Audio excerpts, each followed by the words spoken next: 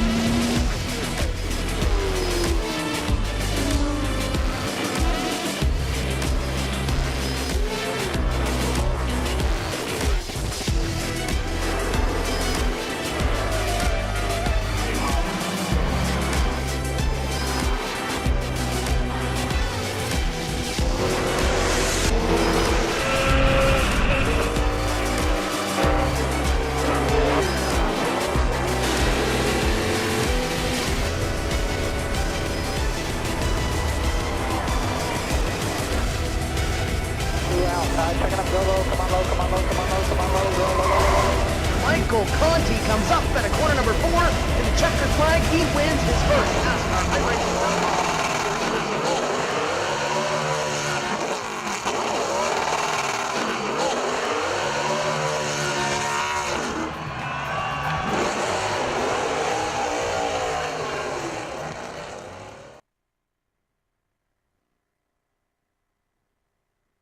On the 13th of May 1950, a certain airfield in Northamptonshire, England played host to the first ever Formula One World Championship race.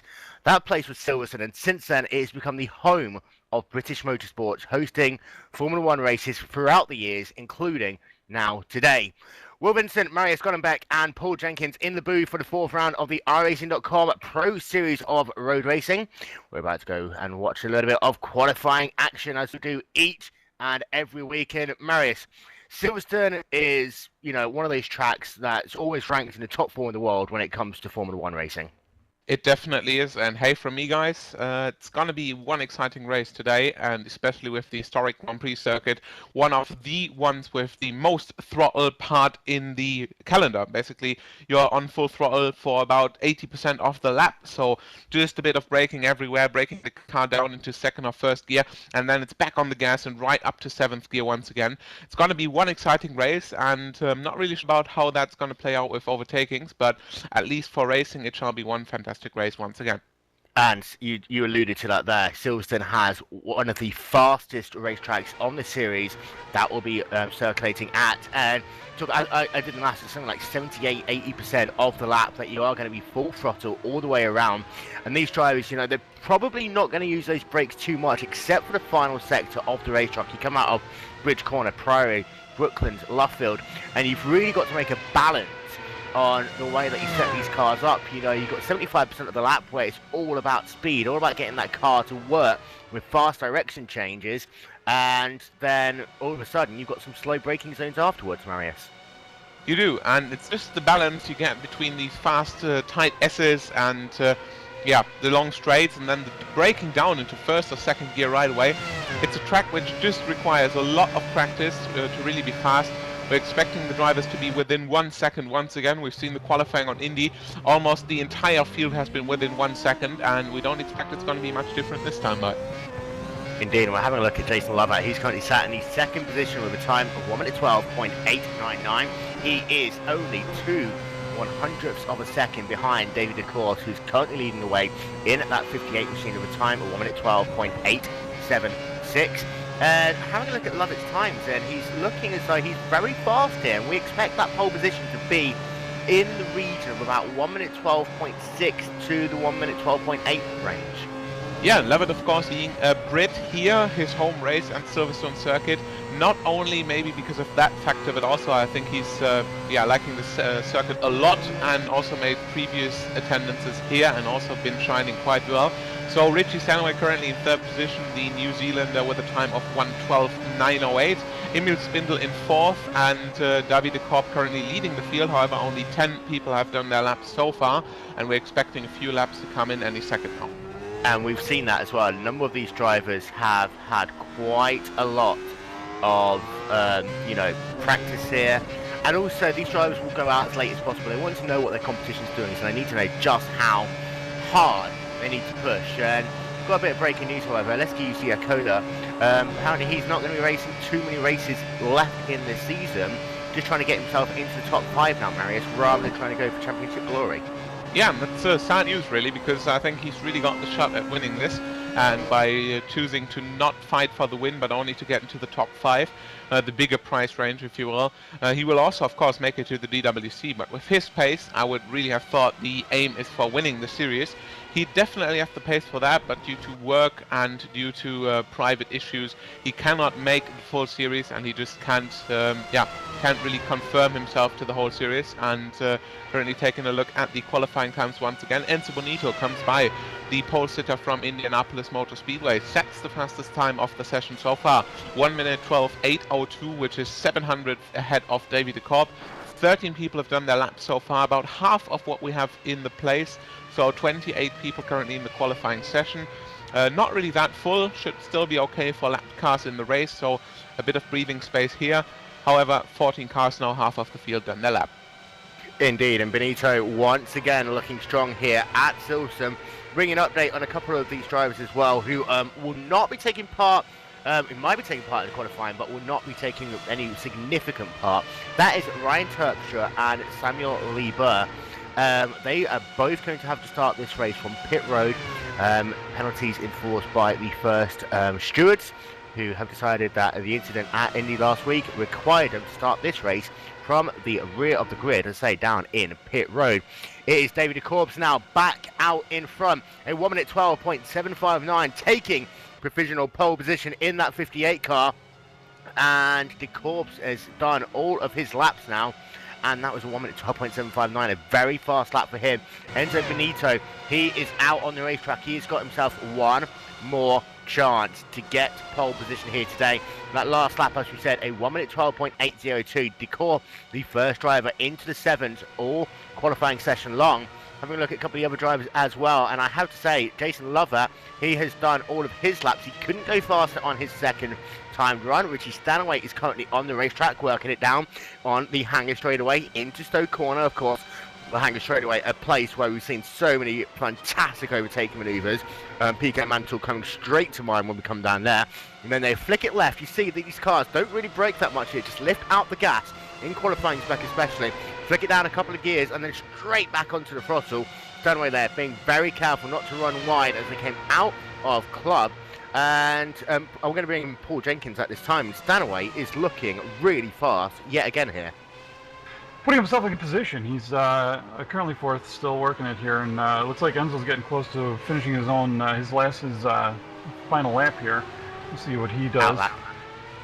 Oh, I'm sorry, he was on an outlap. outlap. That's right. Okay, so he was on an outlap. So he's on his hot lap now, which is good because his outlap looked lousy. Anyway, Stanaway just bumped down to 5th. Looks like wow, pole Philo, position. and now Stanaway's on pole. Excellent, Yeah. 6:08. A 1 minute 12.608 from absolutely nowhere. I was about to say, Mudguard DG Phelan moves himself up into what was second, now down into 3rd position with a time of 1 minute 12.799. And I said that pole position would kind of be in that 1 minute 12.6 bracket. All eyes are now going to be on Enzo Bonito, and he is not going to do his lap. He has had an issue, and he is not going to do his lap by the look of it, unless having a look to see if anything, and I don't think he's doing it. No, Benito will not get pole here. No, it looks like Enzo got real loose in Beckett's into Beckett's, and it just aborted his run there, so that's it for him. And we're having a quick look on board with Master Larko as he's coming out of Loffield, about to complete his last lap of the day. Coming now down the front straightaway. Woodcock bend, he's not really a bend, he's just flat out all the way there. He improves his time to 1 minute 12.888. Currently putting him in at the 5th position. Having looked through the drivers left to qualify, most of them now have done their lap time, so we can say for the time being it is Richie Stanaway taking provisional pole position, a time of 1 minute 12.608. David de Korp will line up provisionally alongside him in row number 1 with a time of 1 minute 12.759. Mudguard DG Philo a further 0.04 of a second back. Enzo Bonito in 4th, and ML Spindale rounding out your top 5. I'm just having a look there. There's a couple of drivers we expected perhaps a little bit more of. I'm having a look at Yuda Narumi. He's currently on his last lap, and he's really got to pull it out the bag because he was good at the start of the season. He's started to fade away a little bit. Yeah, disappointing run so far. He's trying to put one more back together here, but it's going to be tough to start in the middle of the field with a track that's this fast. Well, hopefully he'll be able to make up some room. It's all going to be about corner exits here and trying to keep up your momentum. Momentum is going to be everything. If you make a slight off or a slight mistake and lose your momentum, you're going to lose a lot of spaces here. And don't forget, live timing available. Go to isowc.org/live. Brought to you by our friends over there. Narumi coming now down into Bridge Corner. You see, he'll just do the tiniest of lifts there coming into the corner.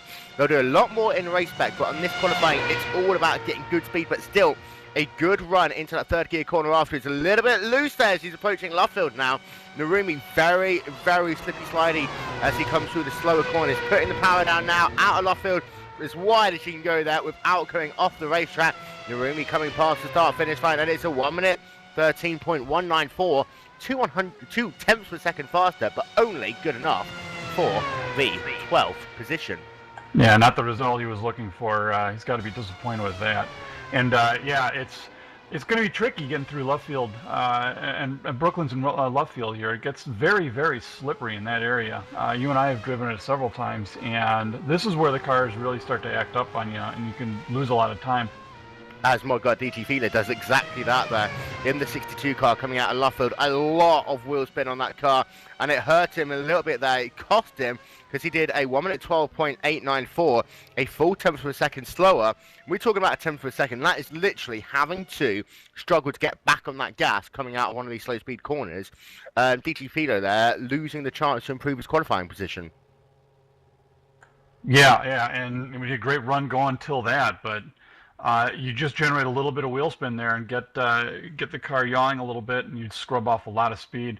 And this is going to become important in the race because we're going to see a lot of opportunity here coming out of Luffield for opportunities to pass coming up through Woodcote and into Cups. So we'll have to wait and see what becomes of that. But we could possibly see a lot of cars bunching up over there. Yeah, and we talk about how passing can be difficult here. You can make the big move going down into Costa Corner if you've got the best of all runs coming out of Luffield, and that thing, you're going from a slow speed corner into a really fast speed corner. If you can line up alongside, you can try and run too wide, but we'll find out. And just having a look, I don't think anyone else is circulating on the racetrack. The drivers now getting ready for the race, and in fact, anyone who wanted to be on track needs to be on the track in the next 30 seconds or so. We don't think there is many people left to do a qualifying lap, so we can say pretty much now that Richie Stanaway has got pole position for this, the fourth round of the iRacing.com Pro Series of Road Racing, that's the one, taking his first pole position of the season. David, of course, will line up alongside him in row number 1, Modgard DG Filo in 3rd, Enzo Benito in 4th, ML Spindow in 5th, Max DeLorco in at the 6th position. Jason Lover talked about how he was strong earlier. He faded away and finished in the 7th position. Timo Evelyn in 8th, Tiago Afera in 9th, Simon Cattell running out your top 10. We'll run through a little bit more of these results in our pre-race show. And the field, once again, though, is very close in parts. But Richie Stanaway, a full 10.5 ahead of David DeCourse. Very impressive run for Richie. Very surprising considering his first lap was not terribly good, but he found something right there. And we'll have to watch and see if he can translate this into the race. And yeah, I mean, we talked about how Stanaway, he got his first podium position of the season at Indy. Now he's got pole position. This is just going to do a ton of help for him for momentum. Absolutely, absolutely. And starting up front, always the safest place to be, really. You don't have to worry about the potential fracas in the further back in the field for the start, and of course sweeping into Cops, which is a very high speed right-hander on cold tires with full fuel. It could get very interesting. And just having a look, there is no one on the racetrack. The checkered flag is about to come into the air. Qualifying is over, and that confirms it one more time. Richie Stanaway, pole position here at Silverstone, set deep in the heart of Northamptonshire. And let's talk about the track a little bit more, Paul. We've still got ourselves, 15-20 minutes before the lights out. But this track is very, very flat. Of course, being the site of an old airfield, you'd expect it to be. But for the most part, it is all about speed and having to set that car up to work well in the fast corners of Maggots, Beckett's Chapel, and later on the lap through Club Corner, the Abbey Chicane Bridge, and all that lot. Yeah, and setting the car up for such high speed, of course, everything's a trade-off. And as you had mentioned, this car, or this track rather, about 75% of the time, you're flat out. So setting up the car for high speeds, good maneuverability at high speeds, definitely important. But then you start thinking about places like Brooklands in Luffield we were talking about, and you pay the price when you're slow. The car gets very twitchy, very much slidey, and you get a difficult time getting the power down in the slow corners. So even if you have the car set up to be very disciplined and very easy to drive on the high speeds, when you get slower, and it doesn't take much slower. I mean, you get down to below 200 kilometers per hour, and the car becomes very different. And that's going to be the big factor as well. And we've driven this car quite a lot ourselves, and I know that Marius has as well. And I think the most difficult section of the racetrack actually isn't Beckett's Maggots, because these drivers do it so often, but Stowe Corner and then Club in this car with this configuration is where I personally think you lose the most time if you're not truly on it. And Marius, I think these drivers do so many different laps around this racetrack. They know Maggots, Beckett's Chapel off by heart, but coming down the hangar straightaway, it's very difficult to actually find a braking point for Stowe Corner. It really is, and the qualifying results show that the top 5 haven't really changed much. This time it is finally Richie Stanaway who can deliver, who can set the pole time by about 1.5 tenths, so quite impressive from Stanaway right there. Davide Korb has been strong on Spa, has been strong on Motegi, however could not deliver on Indy. He was only 7th there. He has found his pace again. 2nd position for Davide Korb. Moga Filho, current top 3 every round, so in the qualifying he's one of the fixtures here. 3rd position for Moga de Filho. Enzo Bonito after the pole on Indianapolis on 4th, and Emil Spindel completing the top 5. Also he's been in 3rd place at Indianapolis, Stanaway being in 4th, and of course Alexi Usiakola missing. Samuel Libert, however, not to be found in the very top of the list, so however he is not to be found anywhere. Davide Korb having the 2nd position here, really a good result for him. Looking forward to getting a good race result here. And Max Del Orco just outside of the top 5. He's been one of the strongest guys in the DWC, so we're expecting him to be on a strong race pace as well. However, we've been talking about Inex Racing on Indianapolis, and it just shows that they are once again very strong. Jason Lovett in 7th and Teemu Ivonen in 8th. Simon Cattell in 10th, and Inex Racing once again 3 cars in the top 10. Very strong qualifying, 4 cars, of course, Enzo Bonito also being Inex Racing. 4 cars in the top 10, strong result. It really looks like they've got their setup together and maybe made this work quite well after Indy. They might have figured out a few things, and looks like Silverstone will be there, will be coming back to a fixture and just trying to make the rest of the season look like this. And of course, we talked about penalties a little bit earlier on. It is Ryan Terpstra and Samuel Liebert who will be starting this race from down on pit road. And a track like this, Marius, you do not want to start the race from behind the rear of the field, because it's going to be so hard to work your way back up. Absolutely, it's just every place counts, and it's still going to be hard. For example, if you're in the position of Spindler or Bonito just in the top 5, to really make up a position. The start is still the best of the possibilities, and apart from that, you can just try to make it stick right behind your opponent and wait for the pit stops. Try to make the pit strategy work for you. We've seen, especially on Motegi, some of the guys have managed to leapfrog their opponents. Some of the guys have lost positions due to a bad strategy, and it's just going to be coming down to this. However, judging on the qualifying times, it's going to be Richie Stanaway being favorited for the win at this track. Yeah, quite impressive time, 12.6, 1.5 tenths ahead of Davide Korb and even 2 tenths ahead of Moga Filho. So even if they made the work, only 7 drivers made it below the 113, and Jason Lovett being the last of them, not, just under 3 tenths below the pole time, above the pole time, of course. 7th position for Lovett, still looking to get a top 5 finish, I guess. Yeah, and I think that those front kind of 7 and 8 drivers are really closely separated on the racetrack, and it could well come down to strategy. You've got a very fast pit entry here and a very fast pit exit. You kind of blend right into the racing line as you come into Maggots, and that is going to be an interesting sight because this track isn't the widest that we go to, so it's only really got about 2 grooves worth of racing capabilities. And I think as well, we are probably just going to look for a one-stop race here today. I mean, the tyres aren't as bad as we saw at Indy, and these drivers haven't had the same complaints that they had 1 week ago. But, however, you have to say that it's not only due to the pit entry. For example, if you compare it to Motegi, where we had a tricky pit entry, the guys really had to focus not to put a wheel on the grass and really need to nail the complete pit entry.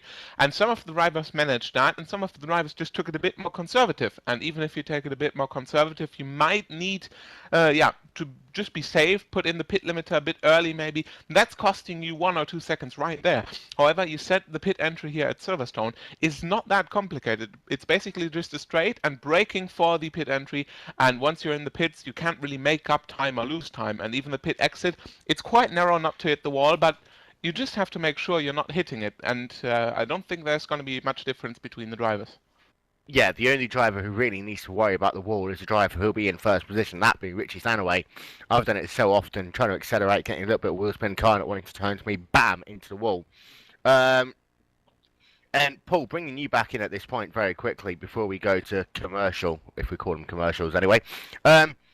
It's a tough track, but there's a lot of time to be gained at the start of the race, but it's going to be a lot interesting about to see how these tyres will react over the course of a full fuel run, because being so fast, having so many sweeping corners, you're going to be putting a lot of strain on those Bridgestone Potenza tyres. Indeed, you are. You're spending a lot of time turning, and it does. It can beat up on tires a lot. And you were talking about one-stop strategy. You got to be careful when you get towards the end of that run, because if you've spent the race abusing your tires, then you will, you'll have some difficulties keeping the car under you for the final stint. So yeah, we'll have to keep an eye on what these guys do, and they have to contend with the lighter fuel loads and the tire wear. You were mentioning too that exit to pit lane. Very, it can catch you out. That kink to the right. It's 1 car length wide, and you can catch that wall real easy if you get a little excited. Indeed, and we'll come back with a little bit more pre-race build-up after this message.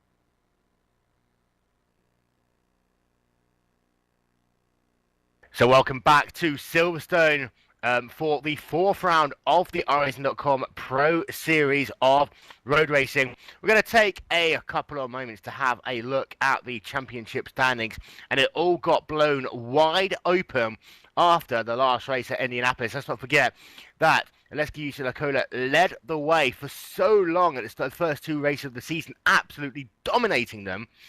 But Paul, Indy really shook things back up with Emil Spindell, now your championship leader, Enzo Benito and Iacola tied for second position. Yeah, very tight in the front. Well, 2 points separate them, and no points between Enzo and Alexi. But Alexi, I believe, not here today, so that's obviously going to make a difference. And Enzo starting in fourth, and Emil starting in fifth, so they've got some work to do if they want to maintain that lead. And I think taking Iacola away from the picture, we talked about that already. You've got to start thinking about Modgar, DG Filo, and David Decour as well. Yes, they're 20 points behind the championship leader, but Filo, a good qualifying for him once again. David Decour, a good qualifying for him once again, and Marius. We've got 4 drivers. I'm going to say 4 drivers, removing Iacola from the picture momentarily. 4 drivers who've still got a very good chance of taking away this championship at the end of the season. They do, and we said it yesterday in the podcast we make every week, or not every week, but every second week, to keep you guys informed, that it's just going to come down to collecting points here. The last race has shown how easily you can lose a lot of points in the example of Alexius Iacola, and also how much you can actually make up if you just have a semi-decent race. For example, the INX train, along with Enzo Bonito, Timo Ivon, and Dave Gelink, they've also just been collecting the points in the top 10, but they've been making up points, and they are currently just outside the top 10 in the championship standings because it's just so close. So it comes down to collecting points, it comes down not to making mistakes, and as long as you just keep doing that, in the end you will almost be certain to get a DWC qualifying license. And as soon as you do that, it's onto the price ranges, and I believe it's surely going to be close in there. And to run through the rest of your top 10, we'll talk about Spindell, Benito, Iacola, Filo. They're your top 4 drivers. David Corpus in 5th. Yuda Narumi in 6th with 74 points, 30 points behind the championship leader Spindell. Dave Gelink in 7th, Timo even in 8th, which you stand away in 9th, and Simon Cattell rounding out your top 10. Don't forget, you can keep in contact with us on Twitter all race long.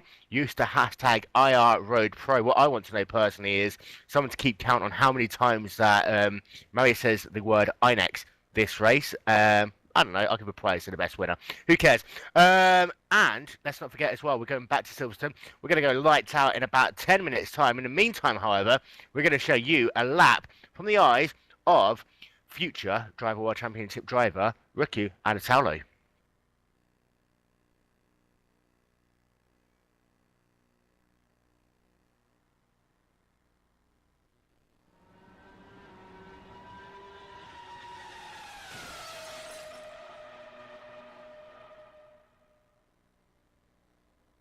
Working a lap with Riku Alatalo as he comes down in front straight away, holding that curve nicely. He comes past the stripe into Coff's corner, turn number 1. You flick it down a gear there, hold that inside curve, drift the car all the way wide, but not too wide. She'll catch that grass and it'll spear you into the wall. Now he comes down into Maggots, flat out all the way through here into Beckett. He shifts down into 3rd gear, that long right-hander leading into Chapel. Picking up the speed now, you're flat out for the next 10 or so seconds. And coming down the hanger straight away, this is the point where Michael Schumacher had his incident in 1999. Stoke corner, flicking it all the way down into 3rd gear. You see nice exit there. A little bit of a wiggle for Anatalo, however, as he gets back onto the throttle into club corner now. He'll drift that car down to 4th gear, try and use as much of that runoff on the outside. You see he's just all the way there over the Vodafone sign as they come down into Abbey. Flat out on this layout, all the way up into 7th gear. You'll see how he just lifts a little bit now, coming down into bridge corner. The driver's saying that it's faster to do that than to try and go flat out to get a better line now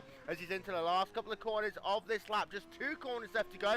Final corner, left field now. Nice entry into it, drifting a little bit wide in the centre of the corner now, trying to pick it all together, struggling to get onto the throttle. That is going to be a difficult part of this racetrack through the gears, and that is a lap in the eyes of Riku Anatalo as he comes past the stripe.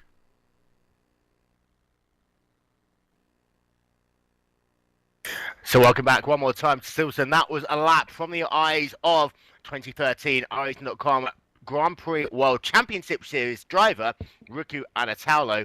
And Marius, what we saw in that video is that these cars, nailed through the first sector. As soon as they get into the slow speed corners, they are all over the place, and that is really going to put a lot of pressure on these drivers in Sector 3 especially. Yeah, it is, because the setup is basically made for the fast sweeping handlers, Beckett's, Maggots, and also the straight parts where you usually would expect the chicanes. So it's not really the Silverstone setup you would use if it would be the Grand Prix configuration with 2 added chicanes. However, in these chicanes now, you have both turns. One is exactly flat out, the one before bridge, and the one at club chicane is not exactly flat out, but you just have to lift one. So the cars are set up to be stable there, to be rolling through the turns nicely, and to maybe even cope with a little more aggressive turning. What is going to be more difficult is the exit out of slow turns, because the setup overall isn't set up for this kind of mixture environment. It's mainly set up for a high-speed cornering stability. So as soon as you go to the slower turns, the car just tends to be really oversteery, really loose on the throttle, and I'm pretty sure, especially out of the last turn, we will see some of the cars struggling, especially when the tires are on, and especially if we get close to the pit stops. Also, Brooklands is going to be a very difficult corner. You go into Priory in about third, fourth gear, shift it down to first for Brooklands, and you've got that tiny straightaway where these drivers really want to gain, a couple of hundredths if they can. They try and floor the throttle a little bit and then get themselves ready for Luffield. Brooklands, Luffield are going to be the 2 most difficult corners of this racetrack. And, coming into Woodcourt, as you said, very, very fast corner from a slow corner means these drivers are going to have to really get on the power very early. I think it's about time that we're going to try and pick ourselves a race winner. Marius, Stanaway, he got pole position, he got a podium at Indianapolis last week. Is it Stanaway's time to go to victory circle here in the Pro Series? I can't get my head around he's not doing it, but it's just gonna be. I mean, he's got the pole. He's not really having struggles with the start or getting off the line. I believe it's going to be decided in the first turn already, or at least pre-decided towards the pit stops. But I think this time Stanaway really has the best chances, and with that much of a qualifying time gap to the second position, I believe he's been properly prepared, and he's just looking to get the P1 finally after having a bit of a disastrous race on Motegi, and not exactly the result he's wished on Indianapolis either. So Richie Stanaway probably will get the lead and the win in this race. However, I believe it is going to be decided in the first turn, and as soon as you break free there, you might even break out of these 2 seconds, which you might need for leapfrogging under a pit stop. And as soon as he does that, he's got the victory safe. And you have got David Course and Modgar DT Philo, 2 very fast drivers from the start. Do you think that they could try and take that lead away coming into Cost Corner on lap number 1? It's surely going to be difficult. Not exactly the worst starters there in the first 2 rows, especially with Enzo Bonito. He's done a great start at Indy, and Moga de Gefilo had a great start at Motegi. So I'm not really sure if these cars are going to get off the line so quick that you can go and attack into the first turn. However, with a little bit of a mistake in the first turn, I mean, you really have to get in the rhythm first. With a little bit of a mistake out of these slower turns, you might get a run off the straight, and you just have to make it work right at the start. As soon as these drivers are in the zone, in the rhythm of the race, it's almost going to be impossible to overtake. And Paul, are you going to stick with the idea of Stanaway trying to get victory here today, or you got someone else in mind? No, I gotta go with Marius here. I think Richie is the man to beat. We're gonna have to see if as long as Stanaway can get away clean. I don't know that there's any catching him. And this could be the first time in history that the entire commentary team are agreeing with something that Marius says, because I'm going to go Stanaway as well. We'll ask Yoni whether he agrees with Stanaway being race victor, and you never know, it could be the first time in history that everyone's agreed to Marius. How do you feel? I don't know. But Stanaway, he's done the hard part. Well, he's done the first hard part, getting pole position, playing him by such a margin. He's the only driver to get into the 1 minute 12.6s. I did say that pole will be around that point, but I expected a bit more of a challenge for him. And he's got it all going for him. That run down to turn number 1, Cost Corner, we haven't talked about that yet. We've got ourselves a couple of moments before we go to the grid. It's going to be flat out pretty much, Marius, for the drivers as they come to turn 1 for the first lap of the race, and that is going to make things very, very scary. Yeah, it is, especially when you go 2 wide or even 3 wide in the back of the field. We've seen this race in the Proto Ice a few weeks earlier on Silverstone, and it has been quite tricky. but the drivers made it cleanly, except for I think 2 or 3, and we had a 40-car field there. This week in the Pro Series we've only got 28 drivers, with Wes Richards being the only one not setting a qualifying time, but we're used to that. However, 28 cars in the first lap shouldn't be such a big problem, at least not to cause a bigger incident. Of course, when you go 3 wide, when you go 2 wide, these incidents can happen and will happen eventually, but I believe the drivers are aware that this is a long race and they just try to bring it home safe. Indeed, yeah, and I'm having a look. Wes Richards, the only driver not to set a qualifying time. Once again, we're going to have 27 cars on the grid. Of course, Ryan Terpstra is not going to be starting this race from the grid.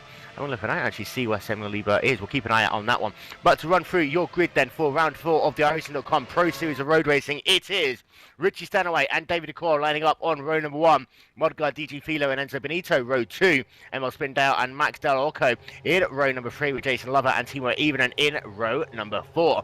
Tiago Alfera and Simon Cattell lining up in row 5 with Pierre Ebrietso and Yuday Narumi in row number 6. Christian Lorente and Vazé Zaitov in row number 7, with Hal Pino and Andrea Boldi in the 8th row. Dave Gelink, Paul Ilbrank in row 9, Marcus Caton and Miguel Martin in the 10th row, Al Cadasso and Xavier Bustos in the 11th row, that is 21st, 22nd respectively.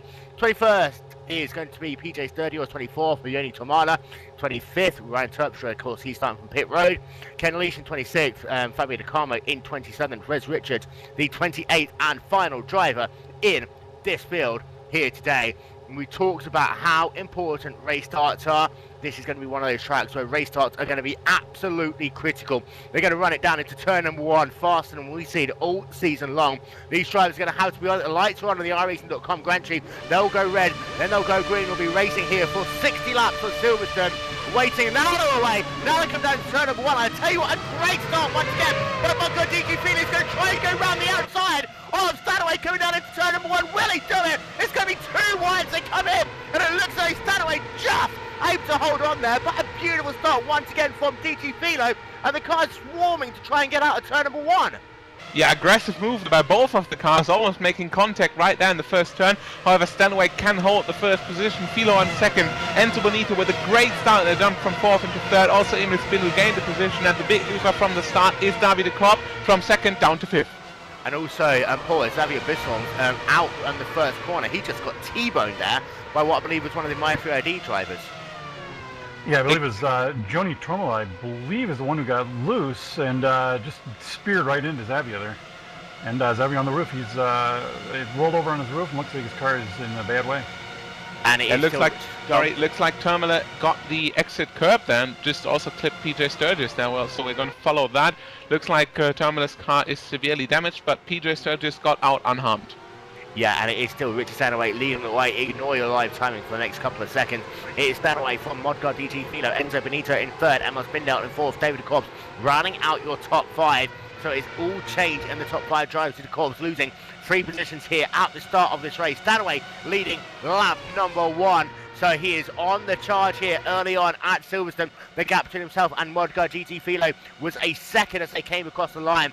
And I had to say, Stanaway's car looked absolutely sublime in sector 3. He was had those cars right behind him the first 2 sectors. As soon as he gets into slow speed corners, he was away. Meanwhile, Fabio Locamo and Joni Termele in the pits looking to fix the damage from eventual start crash incidents. Fabio Locamo out already. Termele, however, he's struggling. He's not really got all of the damage fixed. His rear wing still is bent, but the front wing at least is fixed. So it's going to be an issue for him with a bent rear wing to really make the car work around these fast turns. And having a look at Timo Evenen, who is in the 59 car, and he is trying to work on Max Del Orco as they come out into Bridge Corner once again for the 2nd time here in this race. And Evenen having a very strong start. He moved up from 8th into 7th. He was right on the rear of Del Orco as they came down now into Luffield Corner. And it looks as though that Evenen is right there with the top 5 drivers here early on in this race.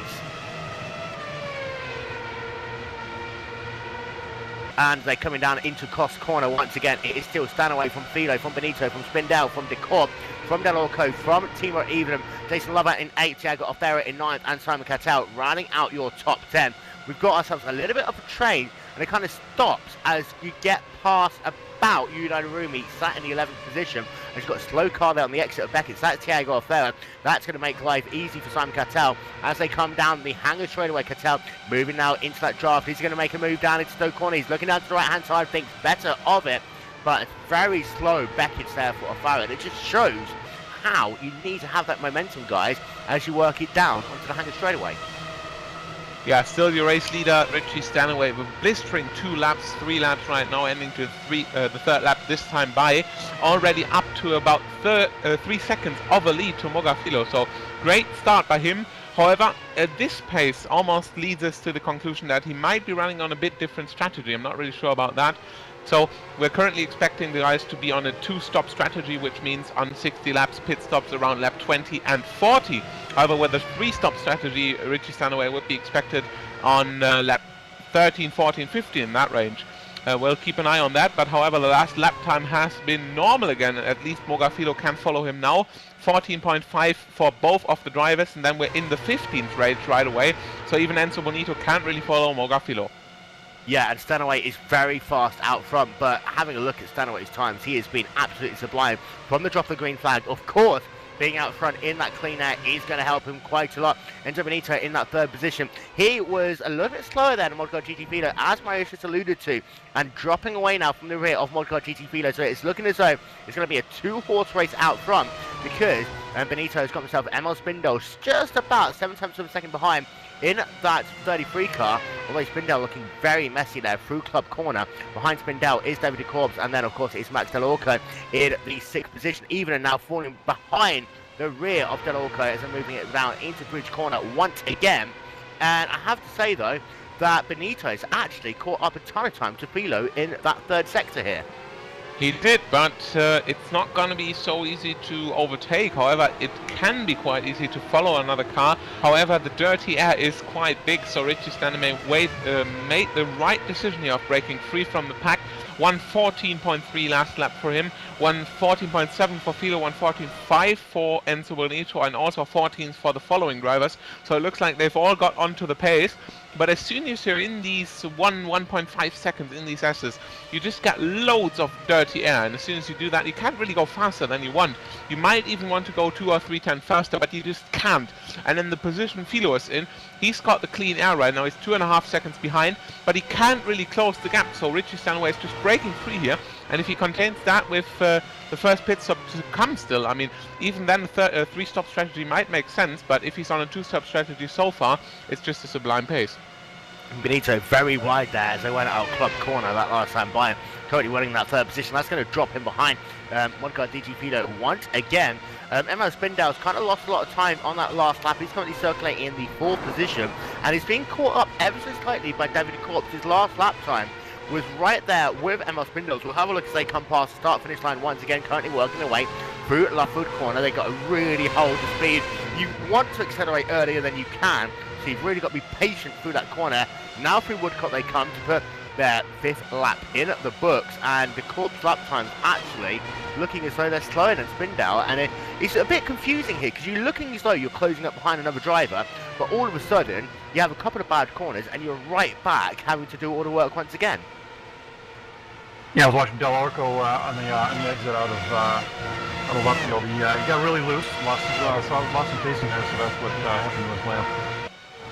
And as they're working away down the hangar straightaway once again, the gap between Stanaway and Modcard DG Filo is 2.7 seconds on the racetrack. DG Filo is losing a couple of times per second a lap that last time by Richie Stanaway at 1 minute 14.331. Compare that to Modcard DG Filo's 1 minute 14.597. And Benito in that 3rd position, you know, doing at the same time, so having a look very quickly at Marcus Caton in that 17 car, trying to work his way on Halpino. This is about all for 16th, 17th position on the racetrack. Marcus Caton trying to close the gap down to come down into Bridge Corner themselves, and Caton trying to put that pressure on, but as you've alluded to so much in this broadcast already, Marius, closing is one thing, passing is completely another game altogether. Yeah, absolutely, and behind them a lot of close car racing. Pierre Ubitsu hitting the rear of Miguel Martin. Martin unharmed, but Pierre Ubitsu having a bent front wing, not really realizing that, and running off into the bit of a gravel on the right side entering the last sector there. So yeah, a bit of a crazy moment for him there. Also, Miguel Martin being rear-ended in a Formula 1 doesn't really get you too excited. So still both of the cars a little bit harmed. At least the car of Pierre Obizzo has a bit front wing damage. Miguel Martin, however, seems to be unharmed. Yep, and having a look through the field as well, most of these cars, you know, have survived the first couple of laps. We talked about Xavier Busson. He is actually back on the racetrack in that 69 car, but he scored 2 laps down. That car really is a handful to drive. And we've got most of the cars on the lead out. Fabio De Carmo actually struggling at the moment. He's just being passed on the racetrack. We talked about Yoni Tamano as well. The rear wing on that car really is bent out, and he's struggling for grip, for pace, for everything at the moment. His last lap time, a 1:20.788, a full 6 seconds a lap slower than your leader, Richie Stanaway, coming past the stripe to put his 7th lap in the books. But now things have settled down, Marius, and these drivers, you know, they kind of know what they've got, but the field is more spread out than we've seen previously in the season, and Stanaway's got himself a nice 3.5 second lead now. Yeah, he does, and that's just the thing you need towards the first pit stop. Still not even half towards the distance to the pit stop, so lots of stuff can happen, but that's just a great start for Stanaway, really what he was looking for. And the cars behind him being all close together, so he's really the only one to break free. For example, Filho not even a second ahead, Emil Spindel not a second down to Bonito in 3rd, Davide de Korp not a second down.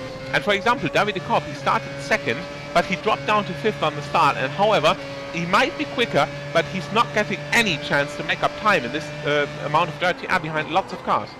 Yeah, and he's going to have to try and use strategy to his advantage, trying to gain a couple of positions back up on the racetrack, because once you get into the dirty air, especially in corners like Maggott, Beckett, and then later on in the lap as well through Club Corner, if you're in dirty air, that car just puts a push on you all corner long, and it really does cost you a ton of time. Having a look at that battle still for 16, 17 positions on the racetrack, and the best battle we have for the time being, that is Marcus Caton trying to close down Hal Pinot in that battle for the 16th position. We saw Caton there having a very difficult Club Corner, that car getting really wicked loose in him on the exit of the corner. That cost himself a little bit of time as he's trying to close back down to the rear of Hal Pinot, who in turn is trying to close to the rear of Andrea Baldi. Having a look at their lap times, and Baldi's last lap 1:15.640 as Xavier Busson was back onto pit road. Caton's lap times, Pinot's lap times, they're very close. In fact, Pinot gained 0.3 of a second that last time by over Andrea Baldi, who in turn is trying to close down Zazie Zaitov. So a big battle going on for the midfield at the moment. And we talked about this, Paul, that you've got to try and get into the top 25 first. And to do that, every position is going to be vital. As we've got a very slow car, down in Stoke Corner. That is Fabio De Carmo, who is stuck there, and I believe he is out of the race. I don't think he's out of the race, he's just leaving all the cars by, so not trying to endanger one of his fellow competitors. And Fabio has got a bit of damage there. He's also been down pit road once, and now he's just trying to let the cars go by as he's not able to hold on the lap times and not trying to be in the way of his fellow competitors. Yeah, now he just said that on the radio too, that he was pulling over to let these guys go. So car's all right. He's just being courteous. Yeah, being courteous is what I'll tell you what though. Being stuck on the inside line, coming down Stoke Corner and seeing that car, it's always going to shake me, rattle me a little bit. Taking on PJ Sturgis, currently running in the 20th position in the 39 car. He's trying to close down Miguel Martin at the moment in the battle for the 19th position. They're right behind this kind of Ilbrank and Caton, Pinot, Baldi, and Zaitov battle going on the racetrack at the moment.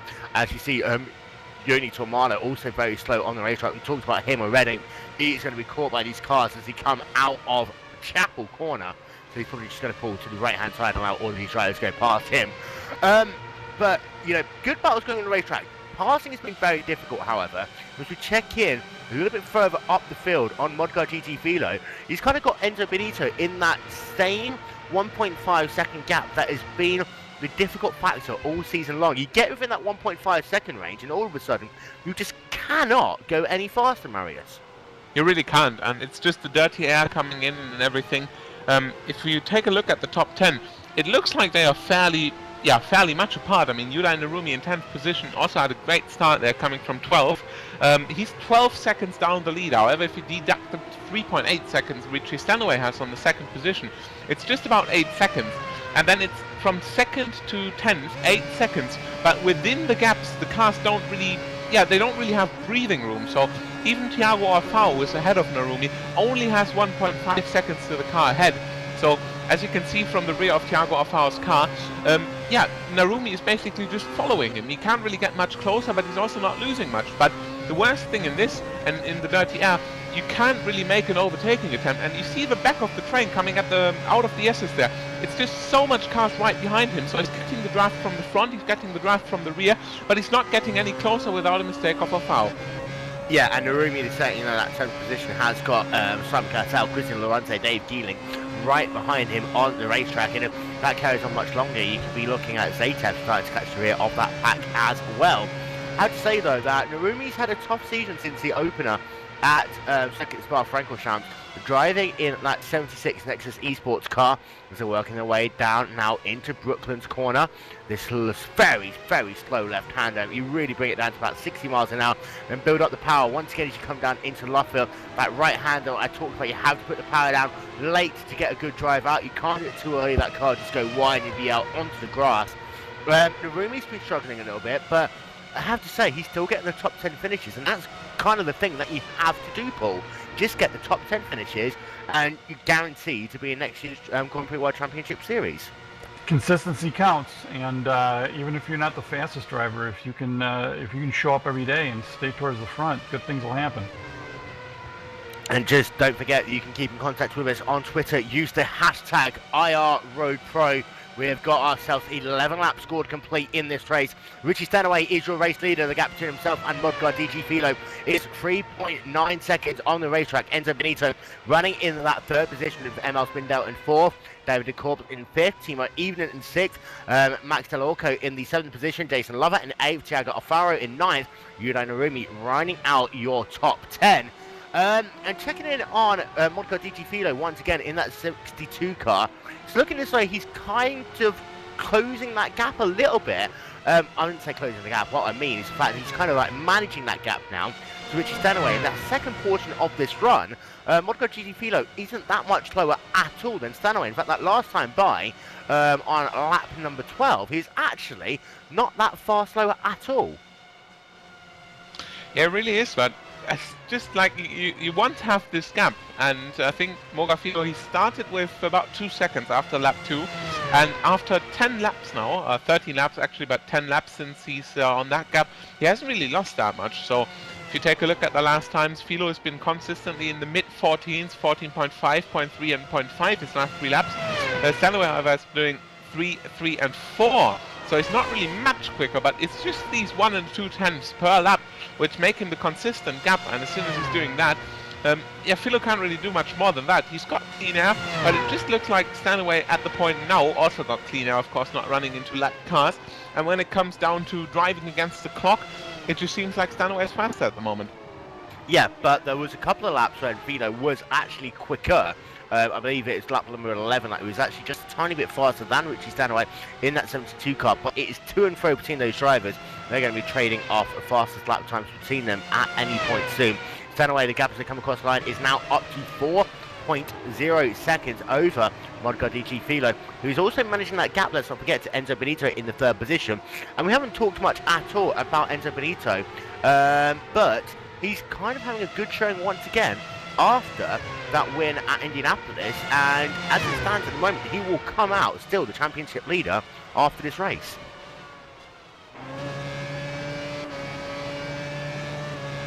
Checking in on PJ Sturgis, in fact, he has managed to move his way now up into the 19th position. He managed to make a pass on Miguel Martin for that 19th spot.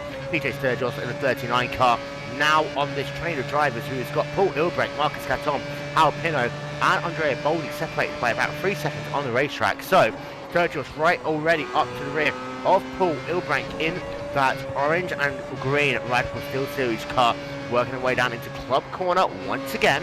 And Paul Sturgis is looking very strong at the moment, trying to get his way up some positions, and every position is really counting for him.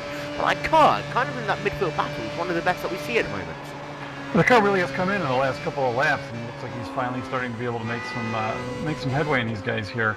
Right at the moment, you have really harassing Ilbrink, and but you can see now he's in the slow portion. You see the car very, very squirrely, and have to really be careful getting it off of the corners here in that slow portion. So, yeah, he's looking very strong. We'll have to keep an eye on him and see what he can do with Paul. Yeah, he slid right over the rear of Paul Hilbrandt's car as they came into Brooklands corner. He couldn't make the pass there, but I'm interested to see if he can have a good run through Beckett. You see, they use the curb so much they come into this sweeping section of the racetrack. He gets a good run out of Sturgis, but the fact that Paul Hilbrandт has the draft just means that these drivers are playing status quo for the time being on the racetrack. Sturgis isn't able to gain much more time at the moment. Again, Fabio De Carmo, I believe that was, that has really got him scaring those drivers just by braking on the inside of Stowe Corner. Because yes, it's not the racing line, but you see a slow car and automatically, Paul, you kind of go into semi-panic mode. Yeah, they're stopped on the course. They come up awfully fast. And if you don't know what he's doing there, you don't know if he's moving or stopped or what he's going to do. And having a look once again at Modcar GT Filo, that gap has grown by about 7 tenths of a second over the last couple of laps at, well, Enzo Benito, though, in that third position, has got that gap now to less than 1 second on the racetrack. That 73 car lining himself up well as they come into this first round of pit stops, because we've talked about, Paul, how good Enzo Benito is in pit stops, and we talked about it in our pre-race show as well. You really have got to be committed to this pit road. Benito looking as though he's trying to line himself up to steal second position as we come to this first round of pit stops. Yeah, and Filo didn't really help himself out too much on that last lap, about six tenths slower. Richie Stanaway on fire. His last lap was the fastest and went purple, 1:14.099. So the pace is picking up. And you talk about purple, you know, that's when a driver sets the fastest lap of the race, not just their fastest lap. And Stanaway's been setting purple sector times all race long in that 72 car. Just having a look at his lap times, he's out front. That gap is safe. It's only about 5 seconds they come across the line. Stanaway's last lap was a 1:14.4, actually very slow for him comparatively. But a 1:14.099, his fastest lap of the race. And I'm having a look at the consistency, because I always like talking about consistency in these cars. His last 7 laps have all been within 4 tenths of a second, and that is some feat on a track like this. Yeah, you get into a rhythm here, and this, you know, you and I have driven this car, and it's all about once you get a couple of laps in, you get a rhythm going, and that really helps out. And when you're up front, it's so much easier to do that because, well, you're in command, you have nobody in front of us. It's when you have to go offline and change your speeds that you can really run into trouble. But yeah, right now Stanaway's putting his clinic on. Yeah, and just thinking back, I mean, I've driven so many laps around this racetrack this week, but unfortunately I'm only about 3 seconds a lap slower than Stanaway. But you've really got to be on it every single corner. You've got sometimes to breathe, but by the time you take that deep breath, all of a sudden you're into another fast corner. Stanaway coming out of Luffield into Woodcote once again to put his 17th lap in the books. His lap time, this time a 1:14.270. You compare that to Modcar GT Filo, a 1:14.346. In fact, Filo's fastest lap of the race, and still he is a 10th lap slower than Richie Stanaway. And it's just showing that, you know, Stanaway is putting on that clinic that we're all talking about. Enzo Benito, that last lap time was 2 tenths of a second slower than Modcar GT Filo ahead of him. But Benito's kind of got into that dirty air a couple of laps back, and he's fallen out of it again. But I fully expect him to close back up. Benito running in that 73 Inex racing car. Yeah, it seems like he can get up to about a second behind him, and then he just sort of falls back a little bit. So I don't know if he's dealing with dirty air or if he's just having some issues with that car as the tires wear down.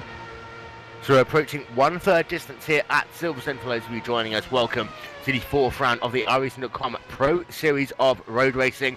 Still Richie Stanaway leading the charge out front. Modcar GT Filo in second, Enzo Benito in third, Emil Spindell in fourth.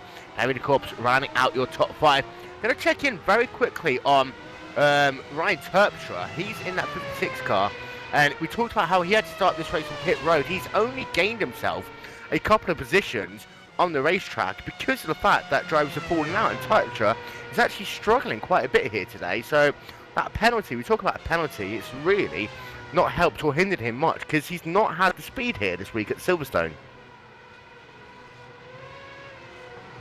Yeah, probably better off if he's not that fast, just to stay out of the trouble and just kind of pace along and make it to the next race at this point for him. As Emil Spindle comes down onto pit road, Spindle started this race from the 5th position, was running in 4th.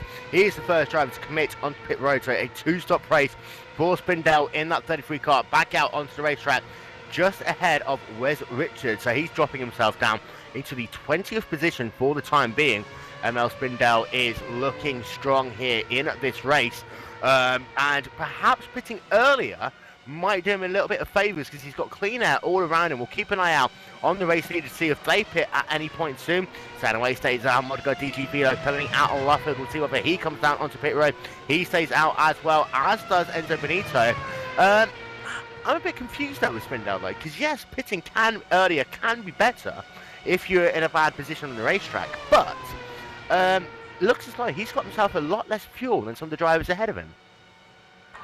Well, an interesting strategy here if he's going to go with the 2 stops and just try and be faster on the newer tires, or if he just short fueled the start and took enough to finish the second 2/3 of the race. We'll have to wait and see what he's got on mind here, but yeah, very interesting choice. So yeah, we'll check in on see whether he's doing any better lap times after that first pit stop. Perhaps he just wore his tyres out a little bit too early, too quickly, and now Spindle is currently sat down in the 20th position, as I said. Meanwhile, Richie Stanaway working his way down into Bridge Corner once again. Going to make that flick to the left-hand side as they come down into Brooklyn, as Dave Gelink is off the racetrack there.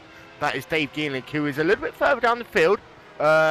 He was running in the 12th position, but I'm having a look to see what happened to that on the replay. We'll try and get ourselves a copy of it, and it was down into the exit of Beckett. It's the first driver we've seen that happen to, and it just looks as though that car lost steering or something, because it just didn't make the final part there of Beckett at all.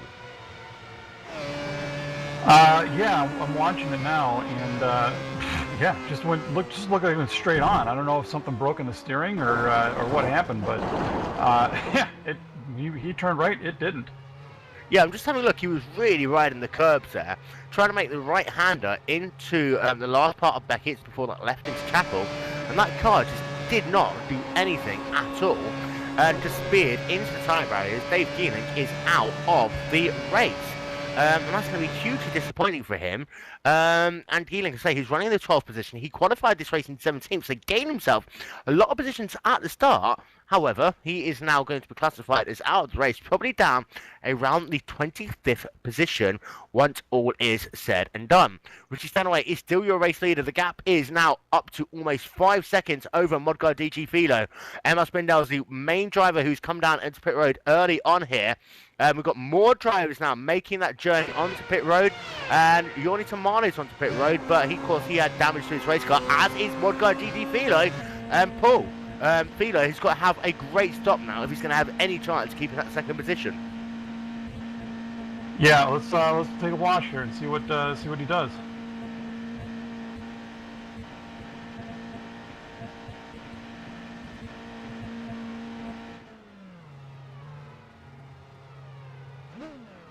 So Philo into his pit box. He's getting himself 4 fresh tyres. He's going to top up with race fuel as well. As ahead of him, in comes David Corbs as well. Enzo Benito onto pit road. Richie Stanaway, the only driver to stay out. This could be a bit of an undoing for Stanaway, because we've learned once those tyres start getting off a little bit, you have to come down onto pit road very, very quickly. A 6.2 second stop there from Modgar DG Philo, looking as though he stays ahead of Enzo Benito on the racetrack. That is what Philo needed to keep that confidence and that momentum. But I've got a feeling that Stanaway stayed out because he knew that there's a ton of cars that he would fall into if he made his pit stop around the same time. Just look at the drivers. Philo's got him to get himself around. Miguel Martin, PJ Sturgis, Paul Lilbrecht, Marcus Caton, and Hal Pino in the next couple of laps, unless those drivers come down onto pit road. Meanwhile, Stanaway, now onto pit road himself, might have just got himself around it. Stanaway working his way down into his pit box. 45 miles an hour is the journey that you have to take on pit road. And Stanaway, he's going to get himself 4 fresh tyres and race gas. We'll see whether or not this works out to his advantage. He can eke out a little bit more time on the racetrack into his pit box. And Paul, this is a critical moment now for Stanaway. We talked about him being the first car, and he's already back out onto the racetrack, and it looks as though he's going to keep that race lead overall. I mean, yes, Lorente's ahead of him, but when you put it around DG Filo, he's way ahead now. Yeah, a fantastic stop for Stanaway, 5.6 seconds. A little bit of a disadvantage being that first pit stall. You've got to make that hard left-right to get out. Maybe bad, maybe cost him about a half a second, but 5.6 in the box, excellent. And looks like Pino, Ilbrick, and Martin now in the pits, just exiting. Yeah, and we talked about, how that first pit stall could be a disadvantage. Richie Stanaway decided to have nothing of it, and having a look at that gap to Modguard DG Filo, and just picture it on the racetrack. Stanaway is already out of club corner, and Filo is just entering it, and it's huge, that gap now. And I think that Stanaway has actually taken out a good 2 seconds on the racetrack. Yes, he was 6 tenths faster on the pit stop itself, which means that he might be taking less fuel, but Stanaway was just sublime there. Yeah, excellent in and out. Orofeo also an excellent stop, 4.5 seconds. Let's keep an eye on him. But yeah, Lorente and Ken, the only two that have not stopped so far. Of course, now we'll have to wait and see what they do. Okay, they're both into the pit now. Yeah, they're both into pit road, so that's going to give the race lead back to Richie Stanaway. Lorente was way down the field. To be fair, he qualified this race in the 13th position.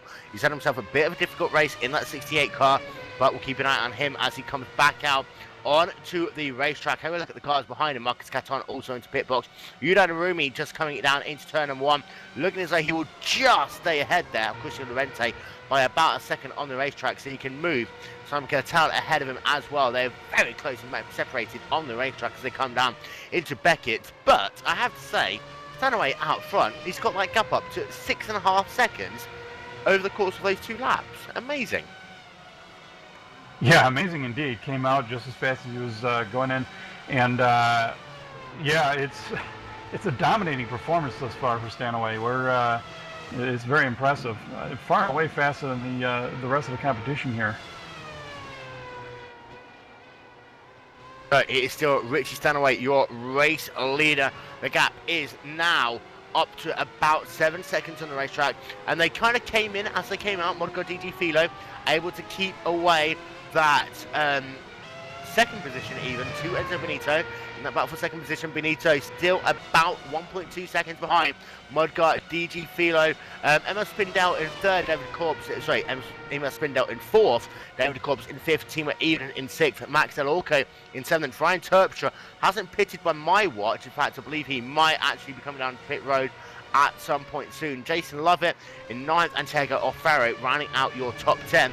For Ryan Terpstra, very quickly, this is what he's going to have to do. Starting the race from the rear of the field, he's going to have to do a very crazy strategy if he's trying to get himself into the top 15 drivers. Yeah, indeed. Yeah, my timing and scoring is a little weird here. One of them shows he did pit, one he doesn't. So I'll assume he didn't, considering the position he's at. And you know, when you're that far back in the field, you've got to employ some interesting strategies, and we'll see if what he's doing here. If he's just going to try and go a little further into this with a lighter car. Yeah, having a look at his lap times, he certainly hasn't pitted as of yet. We'll be back in a moment after this short message.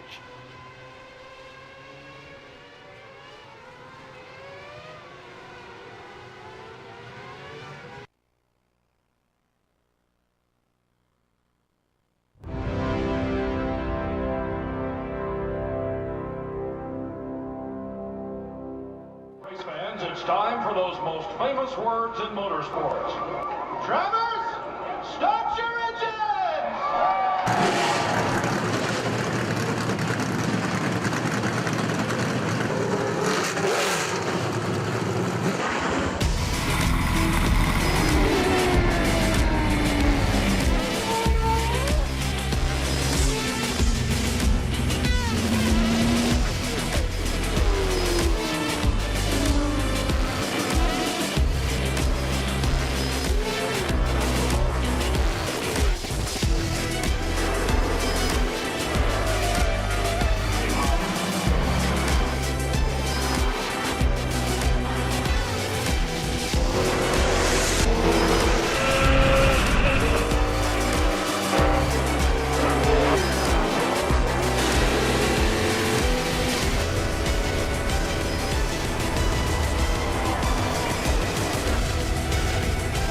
Checking up, go low, come on low, come on low, come on low, come on low, go low, low, low, low. Michael Conti comes up at a corner number 4 in the checkered flag. He wins his first NASCAR iRacing.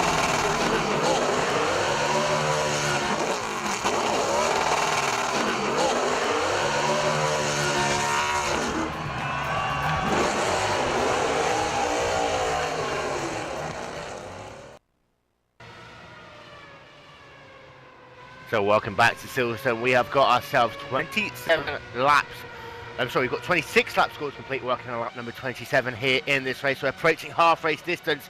We're going to run through the field momentarily. Richie Stanaway has got himself a 6.6 second gap over Mod DG Philo in the battle for the first position.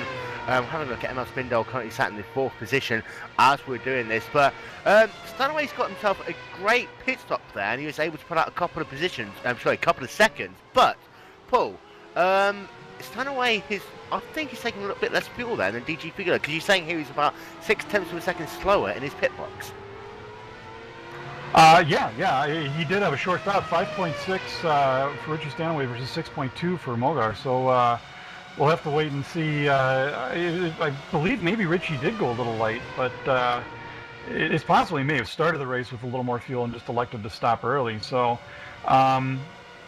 we'll take a look and see what how much he actually did uplift. And DG Philo is out in the 2nd position. He's got himself a 1.2 second gap over Enzo Benito, which is pretty much been the case between these two drivers all race long. Emma Spindle currently sat in the 4th position, just 0.8 of a second behind Enzo Benito at the moment. So this is the closest that Spindle has been for quite a while. Let's not forget he came to pit road earlier than all of those other drivers on the racetrack. In fact, he was one of the first drivers to commit onto pit road for that first pit stop of the race.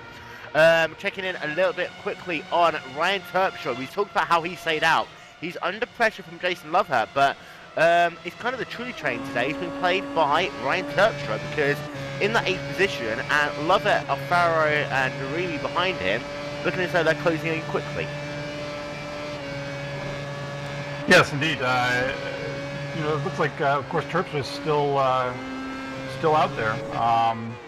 I think that he may be thinking about a one-stop strategy, but the problem here is worn-out tires. I mean, the car is going to start getting a little more twitchy with the older tires, and we may be seeing a product of that. But really, Terpstra's only option at this point, the one-stopper, and hopefully it pays off for him. But it looks good so far. Even if he does lose his position, he's still much better off than he was.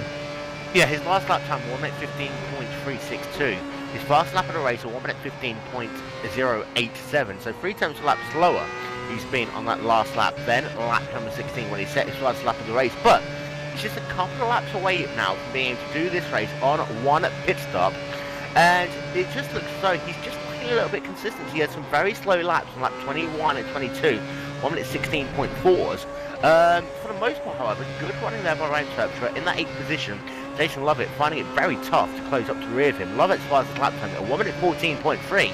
Right now, he's circulating in the 1 minute 15.2s, and Lovett is struggling to get close to the rear of Ryan Terpstra. And let's not forget, Terpstra has less fuel as well than Jason Lovett at the moment, which is going to make life even harder for him. Indeed, last lap though, Terpstra was 2/10 of a second slower than Lovett. We'll see what the next lap comes up with, but you can definitely see they are starting to compress together. So it does bear out that Terpstra is a little bit slower in some sections and is allowing Lovett and or Feo to catch up. And really, Lovett is the one kind of paying the price here, because it seems when he gets close to Terpstra, he slows down a little bit, and Orfeo is able to close in. So Lovett having to play offense and defense here. Yeah, and Jason Lovett is, that last lap of 1 minute 15.642. Compare that to Ryan Terpstra's 1 minute 15.335. And let's not forget, Lovett was into that dirty air. We were on board with him a couple of moments ago. And I have to say, though, that Ryan Terpstra's catching a little bit of traffic. That is held Cordasso in the 65 car, who's going to go a lap down to them in a couple of moments' time. Checking back in on your race leader, however, the gap is now up to 8 seconds on the racetrack. Richie Stanaway looks as though he didn't even hit the speed that he has in the second run. He did a 1 minute 14.1, 1 minute 14.1, 1 minute 14.2. His last 3 laps on the racetrack, as he comes past the track once again, a 1 minute 14.2 again. And Stanaway is consistently a good now 3/10 of a lap faster than Modcard GT Philo. In fact, that last time he was 4/10 of a lap faster. Doesn't seem like it slowed him down at all, did he, when he got out of the pits? That also may bear out that he took a little bit lighter fuel. Looked like Terpster's in the pits now, I believe. Yeah, so about halfway distance, that was what we expected. Ryan Terpster is going to try and make this a one-stop race, and Terpster now, he's bringing that car onto pit road, 45 miles an hour. He's got to get as close to the finish as he possibly can. He probably will have enough time to put enough fuel in to get completely to the end, but Stanaway out front is safe, Philo in second, Benito in third, Spindale in fourth, David Corps in the fifth position. I have to say though that Spindale is a lot closer to Enzo Benito than we talked about earlier on. And Emil Spindale, could he try to, do something interesting here with Enzo Benito? I did say that Benito was the championship leader. I take it back, he's actually 2 points behind Emil Spindale. But whoever comes out on front here is going to be the championship leader as they come out of Silverstone. Yeah, now's the time. It looks like Emil definitely is starting to make some moves here, and this definitely the race to watch at the moment. But again, we're at this fast track, and all these guys seem to be very confounded by when they get into the dirty air, and that's about where Emil is right now. He's just in range to start getting into the disturbed air, and the car starts handling a little bit differently. So we're seeing a lot of this where they catch up and then they fall back because they just can't seem to get close enough. Yeah, and having a look in, Spindale really is kind of, this last lap time, 1 minute 14.5, he was actually just, and I say this very loosely, 2/100ths of a second slower than Enzo Benito that last lap time. And the issue with this track is you've got those long straightaways, which means that you can stay in the draft, but the fast sweeping corners just do so much damage to your tyres. And we talked about how Spindale came into pit road before everyone else last time. Perhaps he might have to do the same again if he's going to try and leapfrog Enzo Benito in that battle for third position. It seems like this is the place to make a pass is in the pits.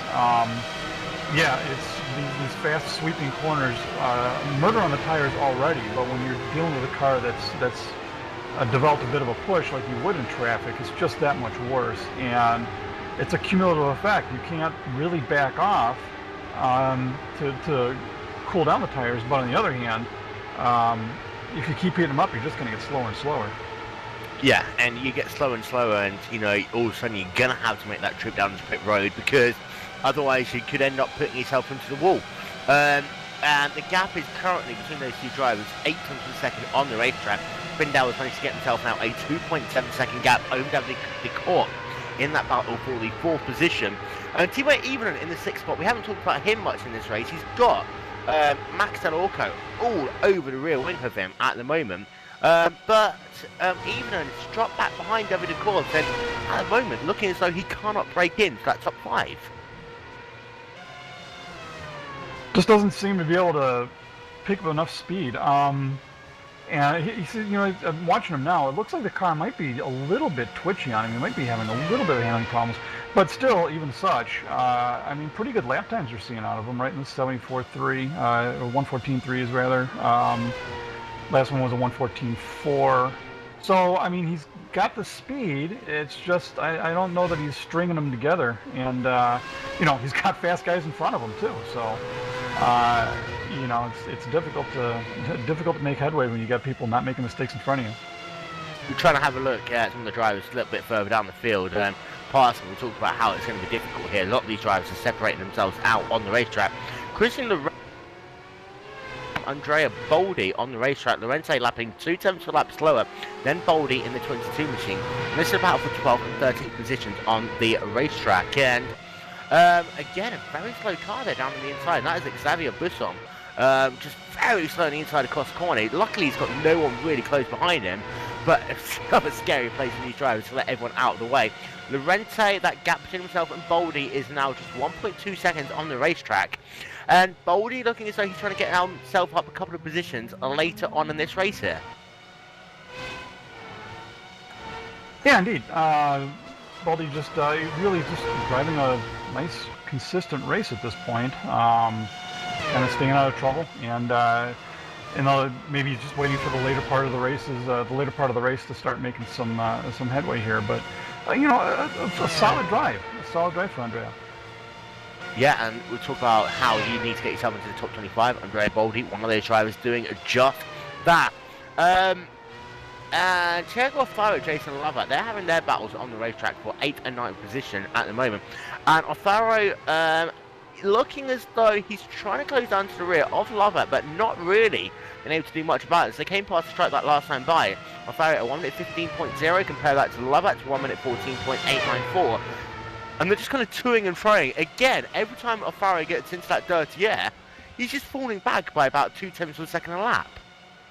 Yeah, we're seeing this all over the track. You get within about 0.7, and it just gets so much more exceedingly difficult to try to close up that gap and make a pass.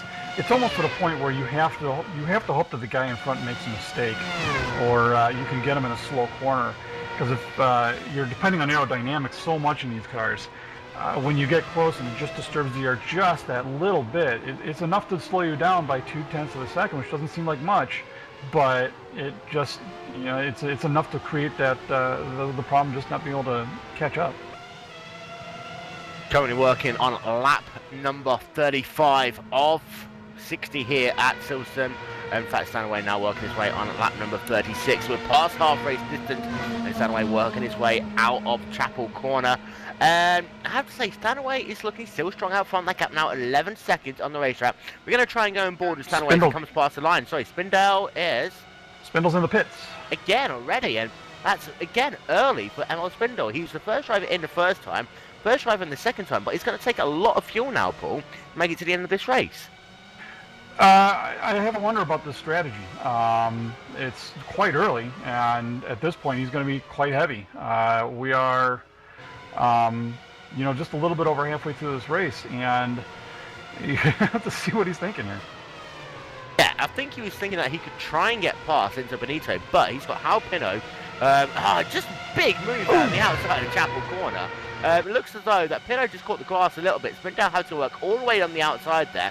Coming out of Chapel Corner, he will keep the position. But PJ Sturgis right behind him as well.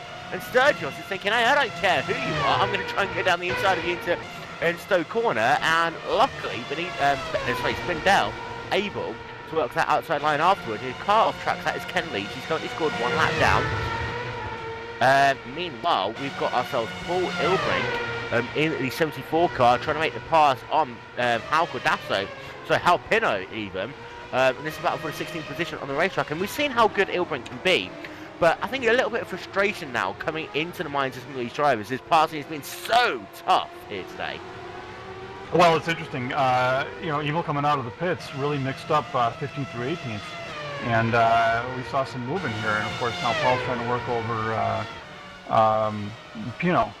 And it looks like he's backing off a little bit now. Again, that if you don't get it done quickly, those tires heat right up on you, and you lose the opportunity. And I just want to have a look the next time they come past the line to see whether or not that Spindale's going to be able to gain any positions on this racetrack, because he's at a 1 minute 40 for his outlap. I'm sorry, I've got Ilbrink making a move on Pino now. Looks like... Oh, he makes it stick. Wow, what an impressive move. That was down to Stowe Corner once again, but it's on the outside, and going on the outside of Stowe Corner is very, very difficult, but we can see that passing can happen here at Silverstone, and indeed we see that Ilbrink able to complete the pass as they came into Stowe Corner. His next victim is going to be PJ Sturgis, currently sat in the 16th position, about 1.5 seconds ahead of him on the racetrack. But to check back in on Emil Spindle, he's about to come out of the final corner, Luffield. He's got himself Wesley Zaytoff ahead of him on the racetrack. And really, I just want to see whether he's going to be faster than Benito or not in these next couple of laps, because he's going to have to be to keep hold of that 4th position. 1 minute 15.3, however, compared to Benito's 1 minute 14.7. It's not working right now for Spindale. No, it is not. I'm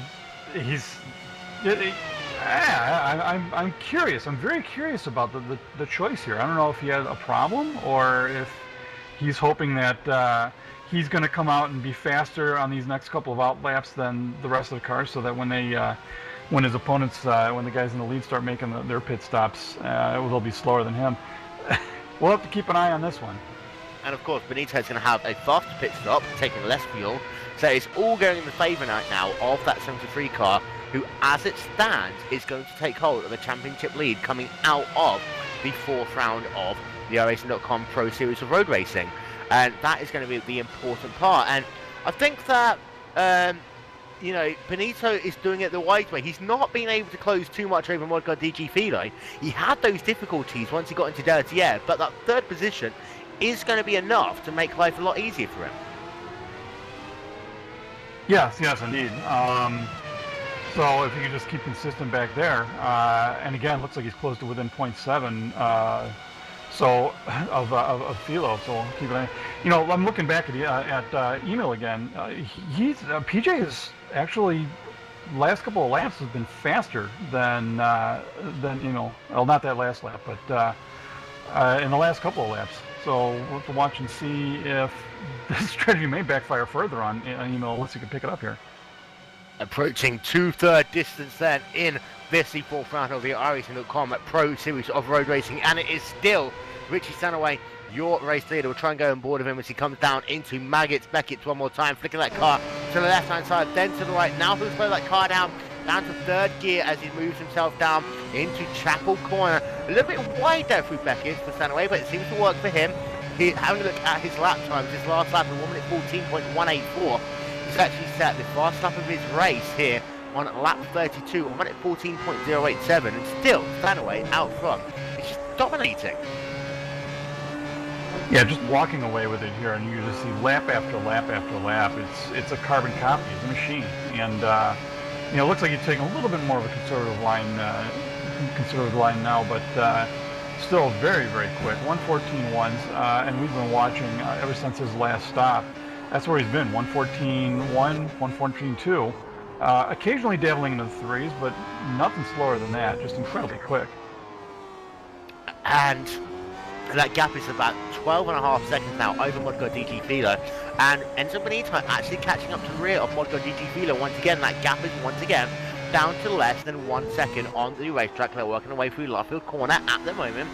And DG Filo looking as though he's struggling towards the end of these runs. And having a look at his first run, he did struggle a little bit in those last couple of laps. And once again, 2 1:14.7s in succession, whereas Benito a little bit slower that last time, but on paper should be a little bit faster. So Benito is, I think, that one driver who could try and use strategy to his advantage, but that last time himself and Filo came in at the same time. Yeah, and looks like Filo at this point a little more consistent. 6s and 7s. Benito, he's in the 6s for most of his laps. Of course, last lap he was 14.8, so a little bit slower. So wait and see what he does for the next one here. Coming down into Club Corner once again for these two drivers. Enzo Benito currently running himself in the 3rd position. And you just see how he has to diamond off the exit of Club Corner there. He runs all the way over the Vodafone sign and then has to get back onto the racetrack before he gets himself onto the grass. Meanwhile, we have ourselves Orko and Evening, sorry, they were just on pit road, Paul, and it looks as though that Evening was able to stay behind, was it? Try and have a look and see what happened, but Evening there, pit stop for him. He trying to catch up on what's going on right now with that. He's pissed off for him, but he did keep his position, and looks like Orko and Del Orko, when he took his stop, did lose 1 position. Yeah, and Del Orko is currently in traffic. He's got himself Vasily Zatev and Team Raven right ahead of him on the racetrack as they're working their way down into Brooklyn's Corner one more time, working on lap number 41. Richie Stanaway still out on the racetrack, as is Modgar DG Filo, Enzo Benito. We expect these two drivers to make their next pit stop in about the next 2-3 laps time. And for Benito, he's going to have to see whether he can go 1 lap longer than Filo, I think, to try and get the job done. Yes, indeed, absolutely. We'll watch this.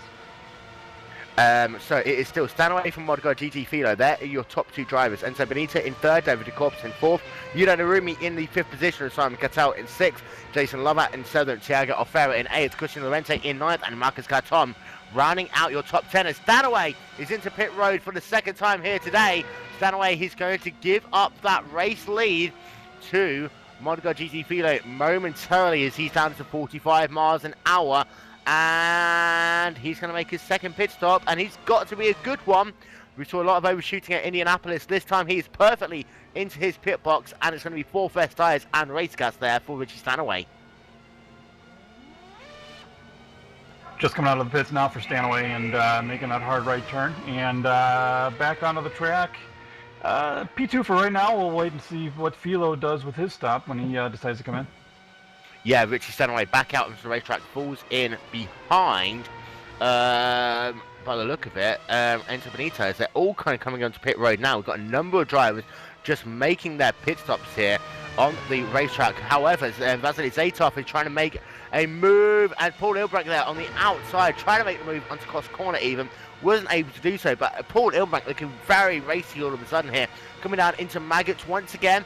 He's all over the rear there of Vasily Zaitov. They both go a little bit wide. And just going to see who's got the best run out of Chapel Corner. It's going to be Ilbrandt. He's going to be right up behind him. He's made a move on the outside already on this racetrack. Now looking down to the inside to come down the hanger straight away into Stoke Corner. Paul Ilbrandt, he's going to move himself now up into 12th position overall. And that was a great pass there over Vasily Zaitov. Yeah, straight fresh out of the pits, and what a great move, man. I've seen this a couple of times from Paul. He's the man who's making the moves on the track. An exciting watch. Monaco DT Filo is down on pit road to make his second and final pit stop of the day. And having a look at Enzo Benito to see where he is. He's coming out of Luffield Corner. Monaco DG Filo is still in his pit box. Now he comes out. It's going to be close, but Enzo Benito is not going to be able to get the job done. Monaco DG Filo is going to stay in the second position once this is all complete here. And I said how Benito had to go a lap longer, and I kind of summed up my point there. Filo there, with a light fuel, another lap, was able to actually eke out that gap by another 4 or 5 tenths of a second. Yeah, indeed. And their pit stops about the same. Filo was 5.8, Benito a 5.6, so we really didn't gain much there. So yeah, there's no real change. And Ilbrink just into the pits now. Yeah, so Paul Ilbrink making his second and final pit stop of the day in the 74 car, coming out of pit road now. Let's see where he falls into things. Paul Ilbrink's had a very interesting race. It looks like Hal Cadastro is going to be right alongside. In fact, he'll just pass as they come down into Maggots Corner once again. But actually, the car who's come out of pit road actually gets a better run through here because they have to brake a little bit less to keep more momentum through the corner, and he's down into about the 19th position on the racetrack there. So difficult times for him. Yuda Narumi hasn't made his second pit stop of the day, currently circulating in the 13th position. In fact, he's now up to second position. I take that back. Christian Lorente is down on pit road. Lorente, one of the last drivers to pit on the first round of pit stops, and Narumi stays out on the racetrack, and there's no way, however, he can really get this car to the end. No, you have to stop one more time. And I'm looking at his laps now, and really no compelling reason why he should stay out there. He's not going particularly much faster, and so I would expect that he's going to pit pretty shortly. Indeed, so we'll stay with Narumi to see where he comes out. It is Richie Stanaway still in the first position, of Yuda Narumi in second, Modgar DG Filo in third, Enzo Benito in fourth. Christian Lorente made his pit stop, so he's back out onto the racetrack. David Corbs is in the fifth position, Timo even in sixth, Marcus Caton. I believe he's actually classified in the 8th position because he hasn't made his second pit stop of the day. And then it's Max Delorco and ML Spindell. And Spindell really has lost out a little bit over these last couple of laps. That car really struggling on his latest set of Bridgestone Potenza tyres, working his way down to the bridge corner. We'll get an update of where he is. Stanaway comes past the line, taking 45 laps out of 16 in the book, so 15 laps left to go for Richie Stanaway, working his way down into Maggots Corner once again. And Narumi finally now down on pit road. Yeah, Narumi making his last stop of the day here. And you were talking about Emil, that curious pit strategy he made. Well, 8th position, not panning out exactly well. 7th now that Emil's going to be in, but not exactly panning out the way he was hoping it would. Yeah, Narumi coming back out onto the racetrack. We'll see where he falls in. He's got himself the driver of Jason Lovett ahead of him. So actually, Narumi about 11th position by my watch on the racetrack. In fact, he's just been passed by Tega Ofera to make that 12th position. And Narumi, he started this race in the 12th position. He's currently running the 12th position. Didn't really work out for him. No, not really. You know, it's the guys in the back take a little bit more of a gamble, see if they can make a different strategy work out. But you know, you got to try something when you're not the fastest guy on the track to try and move yourself up. Move yourself up with the by other means. And I think, I'm looking at the Vaselli bits out here. It looks like he hasn't made a stop either. He's classified in 8th. But yeah, story of the day, Emil Spindel. We'll have to talk to him after the race, see what he was thinking. Indeed, yeah, so we've caught ourselves 14 laps left to go in this race. Still Stanaway, your race leader, with Modgar DG Filo in 2nd, Enzo Benito in 3rd, and David Corpse in 4th position. Sorry, team are even and rounding out your top 5. We'll be back in a moment after this.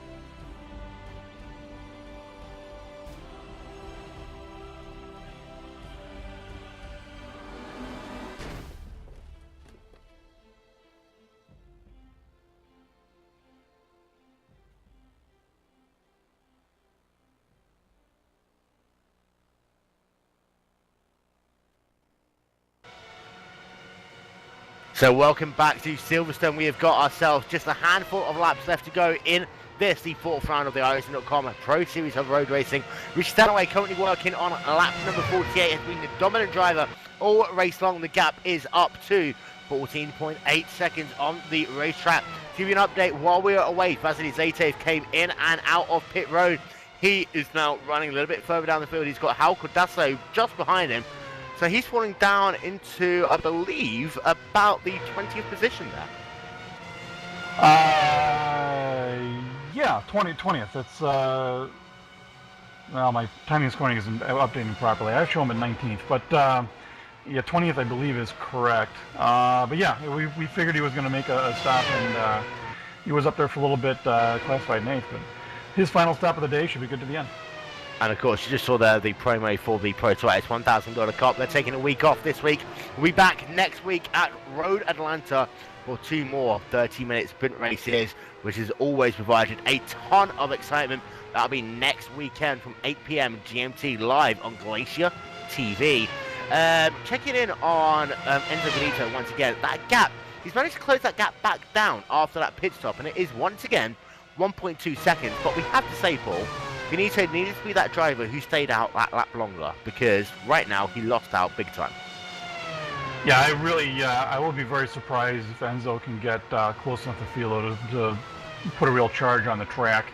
His best hope was to make the move in the pits, or rather, as you say, stay out on the older tires and hope that he puts a couple of tenths of seconds on before coming in. Anything can happen. It's still a lot of race left, and Filo still has to have a good drive here, or Enzo is only a second away.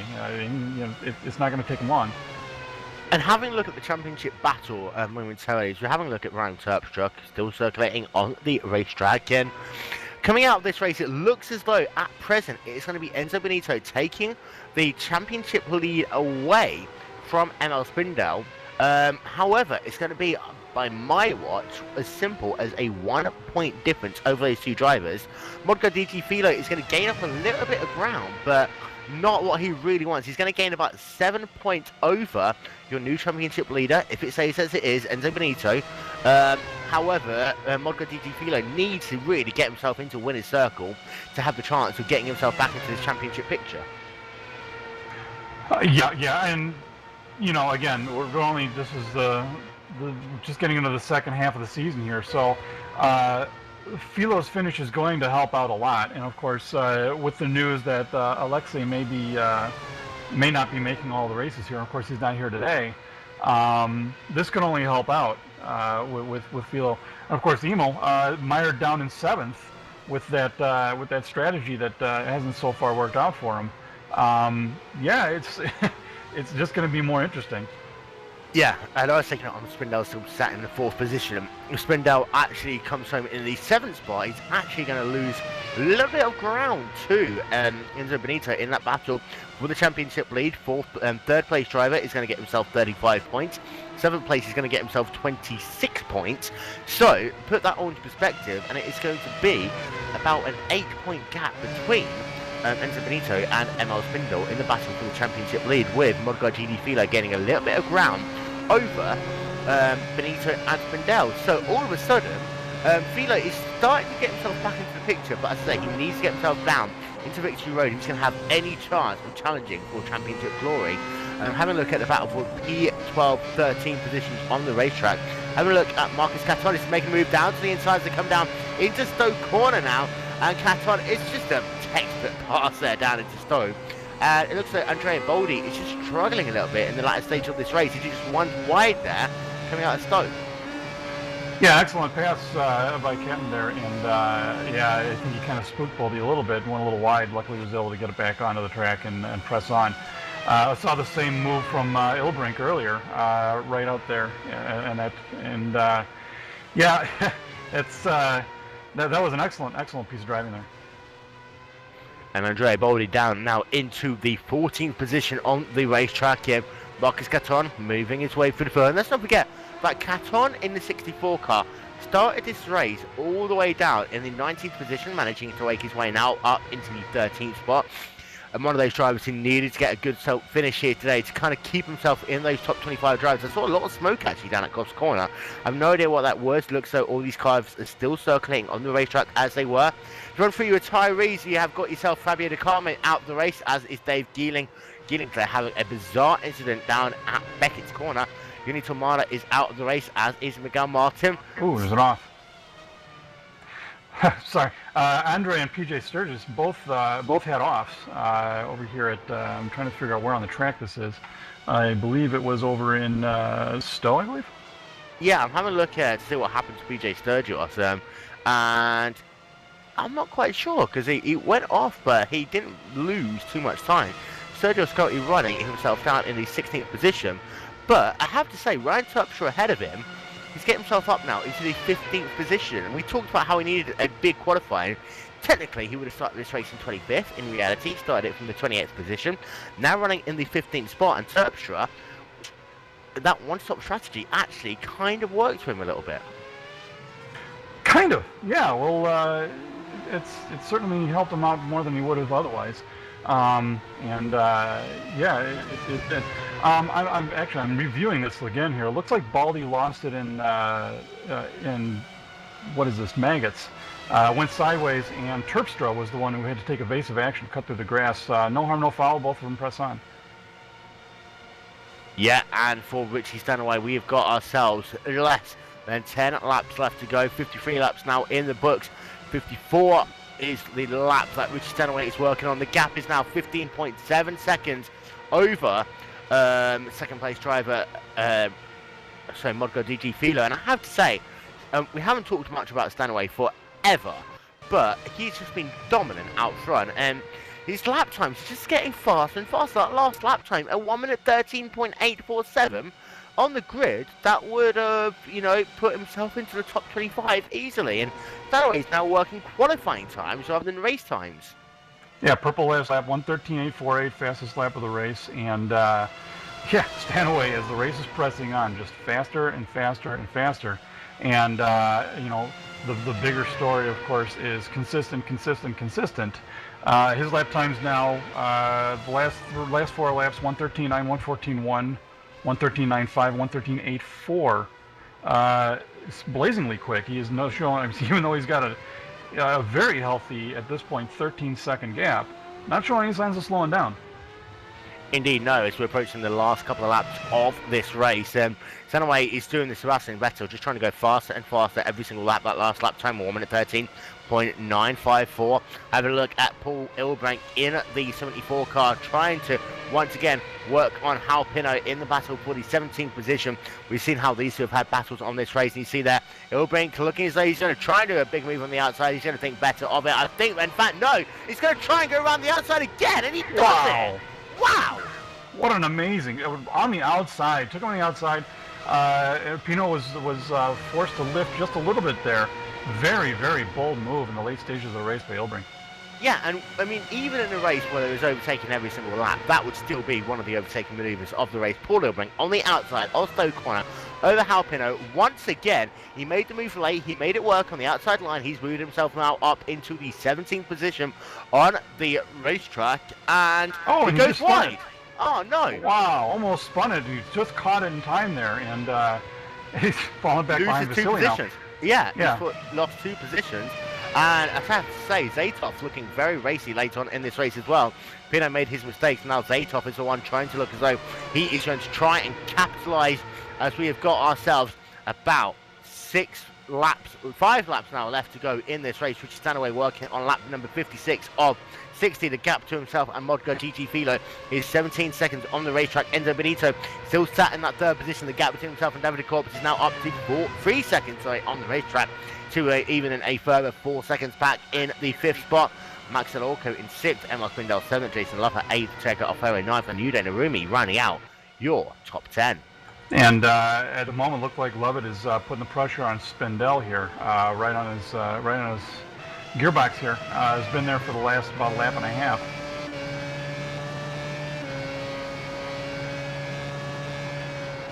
And just going into Cops now, and looks like he's falling back just a little bit, but right there to make a challenge if Neil makes any sort of mistake at all.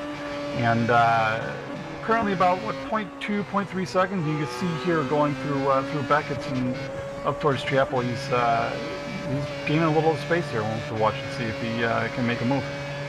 Yeah, and I'd say Paul Ilbrank, that's going to be hugely disappointing for him though.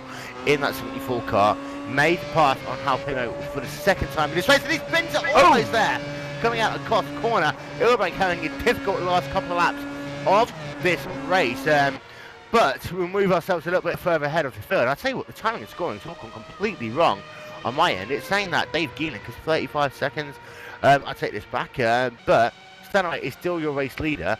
Modgar GT Filo in 2nd, and Benito in that 3rd position. It looks as though that Benito hasn't given up the ghost there over Modgar GT Filo, knowing that some of these drivers might run out at the very end of this race, but I have to feel a little bit for Benito, because it's kind of like he's had to work to keep Spindell behind him. That was his first thing. But while he did that, he kind of took the ball away a little bit from Modgar GT Filo. He did. And, and continuing on, Benito's been fighting this all race long, where he'll get within half a second or 3/4 of a second of Filo and stall out. And it just seems to me that he's just fighting a car. He's just fighting a car with a push, and when he gets close enough, it's just exacerbating it. Checking in on Jason Lovett, currently running in the 8th position, trying to close down Emil Spindell in the last stages here of this race. And having a look at Lovett's last lap time, it is 1 minute 14.994. About the same there for Emil Spindell, but having a look at Lovett's previous laps, and he was a little bit faster. Again, one of those drivers into the dirty air, trying to hunt down Spindell in these last couple of laps. And he's very good though, is Lovett, on that last sector. Yeah, he does seem to close in. And in fact, we're watching right now. He just closed in about 5-6 feet right there on that last turn, going through Luffold now, and right on the gearbox. But and he just got a little loose. He's going to lose some time going through the front stretch here through Roadcoat. And I tell you what, even first competition director, so Shannon Whitmore, having a huge applause there for Yeah, for that pass on Paul Ilbrank. Yeah, indeed.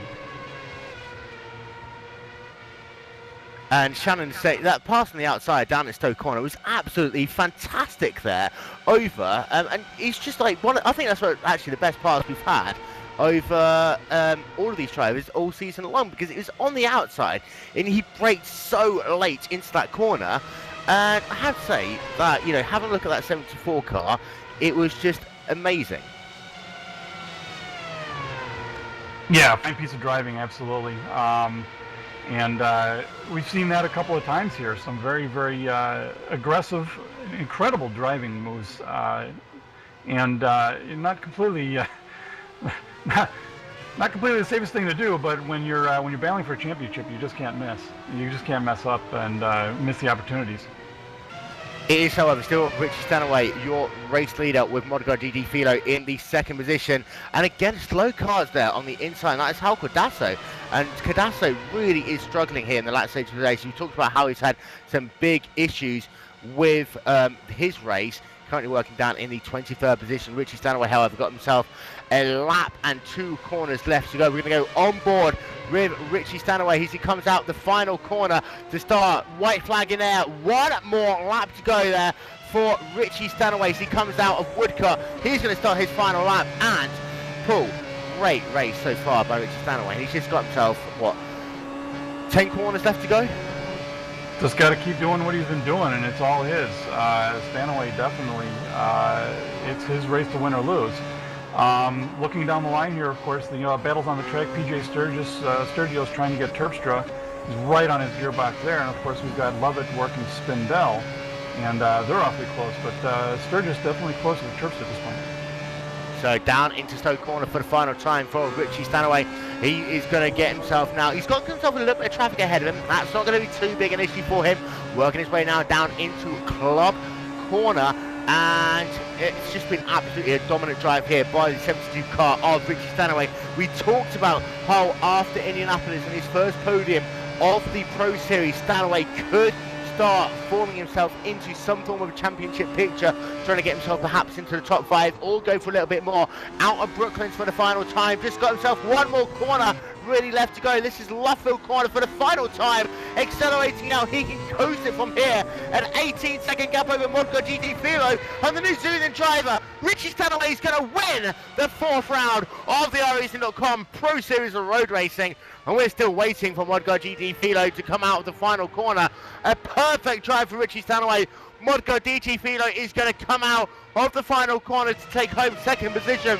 But behind him, Enzo Benito is going to come and take the championship lead away with 3rd position. And Benito, we have to go straight to him, your new championship leader.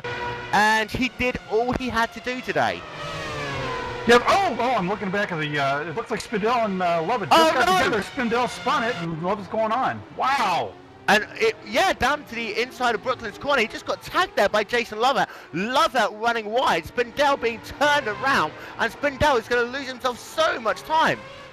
PJ Sturgis as well spinning down in the, oh my god, PJ's in this last lap there. We've had no action, but Sturgis trying to look down to the inside, right Terpstra, touches Terpstra, spins that car around, also down at Priory, and it all going on in the final lap. PJ Sturgis is going to come home in, I believe, the 19th position, but ML Spindell was in, I believe, the 7th position. He is now down in 12th. What a disaster. It just all goes wrong at the last lap. And, you know, there was a great battle for the last couple of laps on that. And, just tragedy. Just terrible tragedy. And we're going to have a look at the championship picture as it come out of this race. I mean, he was in 7th position. They say he would have got 26 points. 12th position, he's only going to get himself 18 points. All of a sudden, we're going to have to look to see whether or not Modgar GT Philo moves himself up into 2nd position in the championship. Because I think it's 17 points difference that Philo will get over Spindell. So in fact, I take it back. It looks like he might just be safe. But that's going to be hugely annoying there for Spindell, because he was, leading the championship coming to this race, was only a couple of points behind coming to the last couple of corners, and boom. Yeah, absolutely. And looking at the replay now for the shunt between Spindell and Lovett, and it looks like right over in, I believe it's going to be Priory, and Lovett tries to swing around the outside, gets it just a little bit wrong, and catches Lovett's or Spindell's right rear tire, and just bounces him around, and and it appears to have done some serious damage to Emil's car. He managed to nurse it around to the end, but yeah, it's a terrible chain of events for him. And to run through then your final race results for this, the fourth round of the iRacing.com Pro Series of Road Racing, it is Richie Stanaway with a gap of 18.4 seconds, taking victory away from Modguard GT Filo in second, Enzo Benito in third, David de Cobbs in fourth, Timo Evening rounding out your top five, Diego Alfaro in the sixth position, Jason Lover in seventh, Fudo Narumi in eighth, Simon Cattell in ninth, and Christian Lorente rounding out your top 10. And then to run through 11 through 20 is Marcus Caton in 11th, Emil Spindell in 12th. We talk about him a little bit more in a moment's time. Ryan Terpstra 13th, Andrea Boldi in 14th, Hal Pino in 15th, Vasily Zatov in 18th, Paul Ilbrank 17th, PJ Sturgis. That spin cost him a number of positions. He comes home in the 18th position, the last driver on the lead lap. Max Delorco in 19th, and Pierre Fabrizio rounding out your top 20. The rest results coming up on your screen momentarily. But after, we can talk and dwell upon Emil Spindell and Enzo Benito for however long we want to. However, we need to talk about Richie Stanaway just for the time being. He won this race, and he came into this race in the 9th position in the championship with just 64 points. He's kind of building himself back into the picture as we move closer to his homeland at Phillip Island next week, Paul. Yeah, an excellent drive by Stanaway here. Definitely the class of the field. And actually, we're showing the shunt between Sturgis and Ryan Terpstra, and again, just went all wrong. Looks like PJ just tried to make the move on the last lap there, got just a little too hot into there and slid up into Terpstra, and paid the price for it. But yeah, Stanaway, what a great drive, and what a great way to position himself. And now, of course, going into Phillips Island, home track for him. Yeah, he should be just as fast there. This is another incredibly fast sweeping track. A lot of the same strategies, or a lot of the same driving that you'll be doing there that you're doing here. So we're expecting good things out of Stanaway for next week or next race. And having a look at PJ Sturgis, we saw the incident on the replay of his car once again there. And it just, that last lap, he was trying to get himself around Terpstra. We saw a very similar incident where with Emil Spindell, and down into Brooklyn's corner, it is a point where you can make a pass. In fact, to take it back, it's actually down into Priory for Sturgis. He got a great run coming out of bridge, tried to focus that car on the left-hand side. Him and Terpstra came together. It looks as though that perhaps Sturgis just came out of the racing line a little bit because he hugged that curve for a moment and then he just drifted back out into the middle of the racetrack. Yeah, it just looks to me like Sturgis just got in a little bit too fast and surprised Terpstra. And of course, Sturgis was the one to pay the price on it. Terpstra managed to press on, but yeah, it just looked like last lap racing. He was trying to make the move and just got a little bit hot into that corner. And when we look at the championship picture, it is going to be Enzo Benito taking the lead away into Phillip Island. We've got confirmation now. It is Enzo Benito, your championship leader. Modguard GG Filo in second with 124 points, 13 points behind Enzo Benito, with Emil Spindell a further 2 points back. And we've seen these last couple of races that it is going to be all change. Richie Stanaway moves himself up into the 5th position, now just 22 points behind your championship leader Enzo Benito, and it's kind of all opened itself up once again, Paul. Yeah, it really has. A lot of shaking up here, especially with the last lap shunt with Emil getting knocked back there. He's really got to be frustrated with that. And but you got to press on next week. But as is last week, this week again, big shake up in the front. And at this time, I'd like to welcome in our second place driver, Modga DG Philo. And Modga, it was a good solid second place for you once again, but it looks as though that out front, Richie Stanaway was just untouchable. Hello, Will. Hello for all that are watching the broadcast. First of all, I would like to thank Team Radicals and Steel Series for the support. Yeah, it was a very good race for me. I did a good qualify. I went close to my best lap and started third. Could do a very good start, almost overtook Richie at the start, but since he is from New Zealand and latencies can make phantom contacts, I avoided to go too aggressively, and he wasn't untouchable. His car was very fast, and a fast car on the hands of a talented driver. The result is that we saw. I couldn't get close to him. He was about 3/10 faster than me per lap. And actually, I went a bit too conservative on my race setup because this track is quite tricky.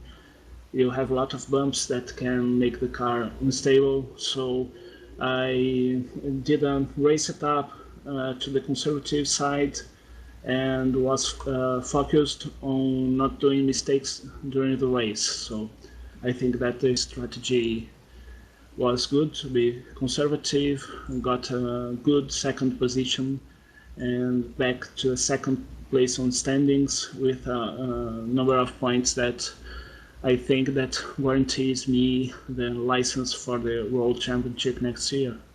So it was I can't complain about nothing. It was a great result. Too bad that Paul didn't get a better result, or else it would be a great weekend for the team. And I have to ask, are you just focusing on getting into the top 25, or just being sat in that second position, are you going to try and go for the overall Pro Series Championship this year? As I said before, we always go to race thinking on winning, but my main objective was to get the license for the next year World Championship. Now I think that I'm close enough to try the championship, especially because I have a bad result from last race on Indy, where I finished way behind. So counting the drops, I'm pretty on the fight for the championship, and I will try. I will not take bigger risks to do that, but of course we try to win races and win the championship. And of course, next week we go down under to Phillip Island, and it's a very fast track here once again. And will a lot of what you learn about Silverstone translate into what you need to do to be fast at Phillip Island in 7 days' time? Well, Phillip Island is also a track with a lot of high-speed corners, but the track is less bumpy, so I think that there will be different setups, but I also expect Phillip Island to be a track that wear the tires a lot. So you have to take in account the tire wear when setting up the car. I believe that the main difference is that on Phillip Island it's a smoother track, so you can maybe go a bit aggressively on the setup. And it will be also a tough race since it's another track that don't allow you to do mistakes during the race. So it will be hard to do the qualify, and I expect a hard race there. And I expect also, since Richie was so fast on a fast track, that he'll be fighting for the first position there. Well, thank you very much, Modga DG Philo, coming home in the second position in the 62 car. And Paul, to sum up this race, really, you have to only look out the front place driver, Richie Stanaway, that dominant victory. But we'll take a little bit of time to refresh what happened with Emil Spindell and PJ Sturgis on that last lap as well in this the GlacierTV post-race show. First of all, we'll turn our attention to Stanaway. And, you know, he had a difficult start to the season, was involved in some incidents, got himself now back into the championship picture with a just dominant drive. He really did. Moved himself up to 5th, within 23 points of the leader, and suddenly he's where he's putting a real credible threat to the front. And you know, again, you look at the way the last 5 races have played out, and it's really it's notable to look at how each of these finishes has made a difference in the point standing. And you look at DJ Filo, he's talking about you know, I think he's underplaying how important it was to keep Enzo behind him for the points lead, and I think that it really made a big difference. And I have good feeling that this is going to remain this close all the way through the rest of the season.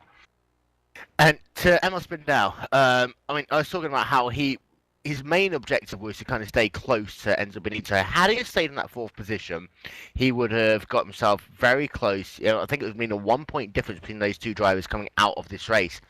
However, a bad second pit stop and then that incident in the final corner really hurt his chances, dropping him down into 3rd position in the championship. Tough luck there for Spindell. Yeah, just a bad race. Bad race overall for the guy. I feel for him, and of course the coup de grace on the last lap of getting punted, and a 12th place finish. And really got to be very disappointed with that. And you know, I imagine he is probably not going to want to talk to anybody. Just go to the trailer and call it a day, and just get on the plane and leave. And for PJ Sturgis as well. That last lap trying to do the Hail Mary down into Brooklands didn't work out for him. He's the one who came up with the most issues. Ryan Terpstra actually still came home in the 13th position in that 56 car. Tough luck for Sturgis, but moving forward next week to Phillip Island, again, a very, very fast racetrack. But at that place, danger does literally lie at every corner. You've got some very difficult corner combinations. And you don't have the benefit of paved runoffs like you do here at Spa. If you get you get a little bit off here in some places at Spa, you can run off onto that paved area and save yourself. Not so much at Phillip Island. You have an off there, and you're four-wheeling. I mean, you're not you don't have the benefit of being able to stop and turn.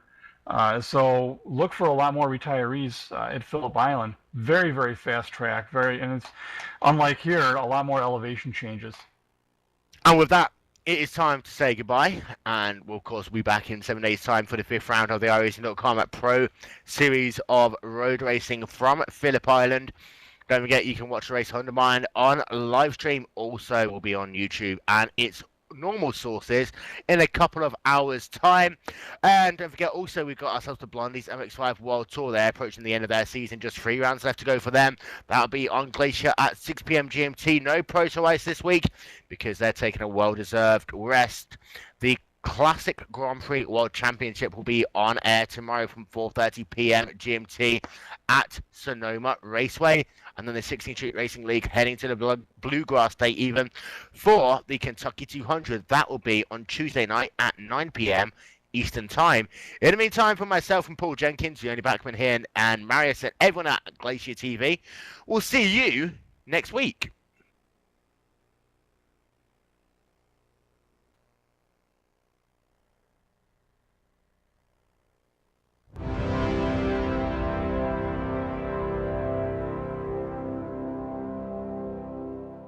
Fans, it's time for those most famous words in motorsports. Drivers, start your engines!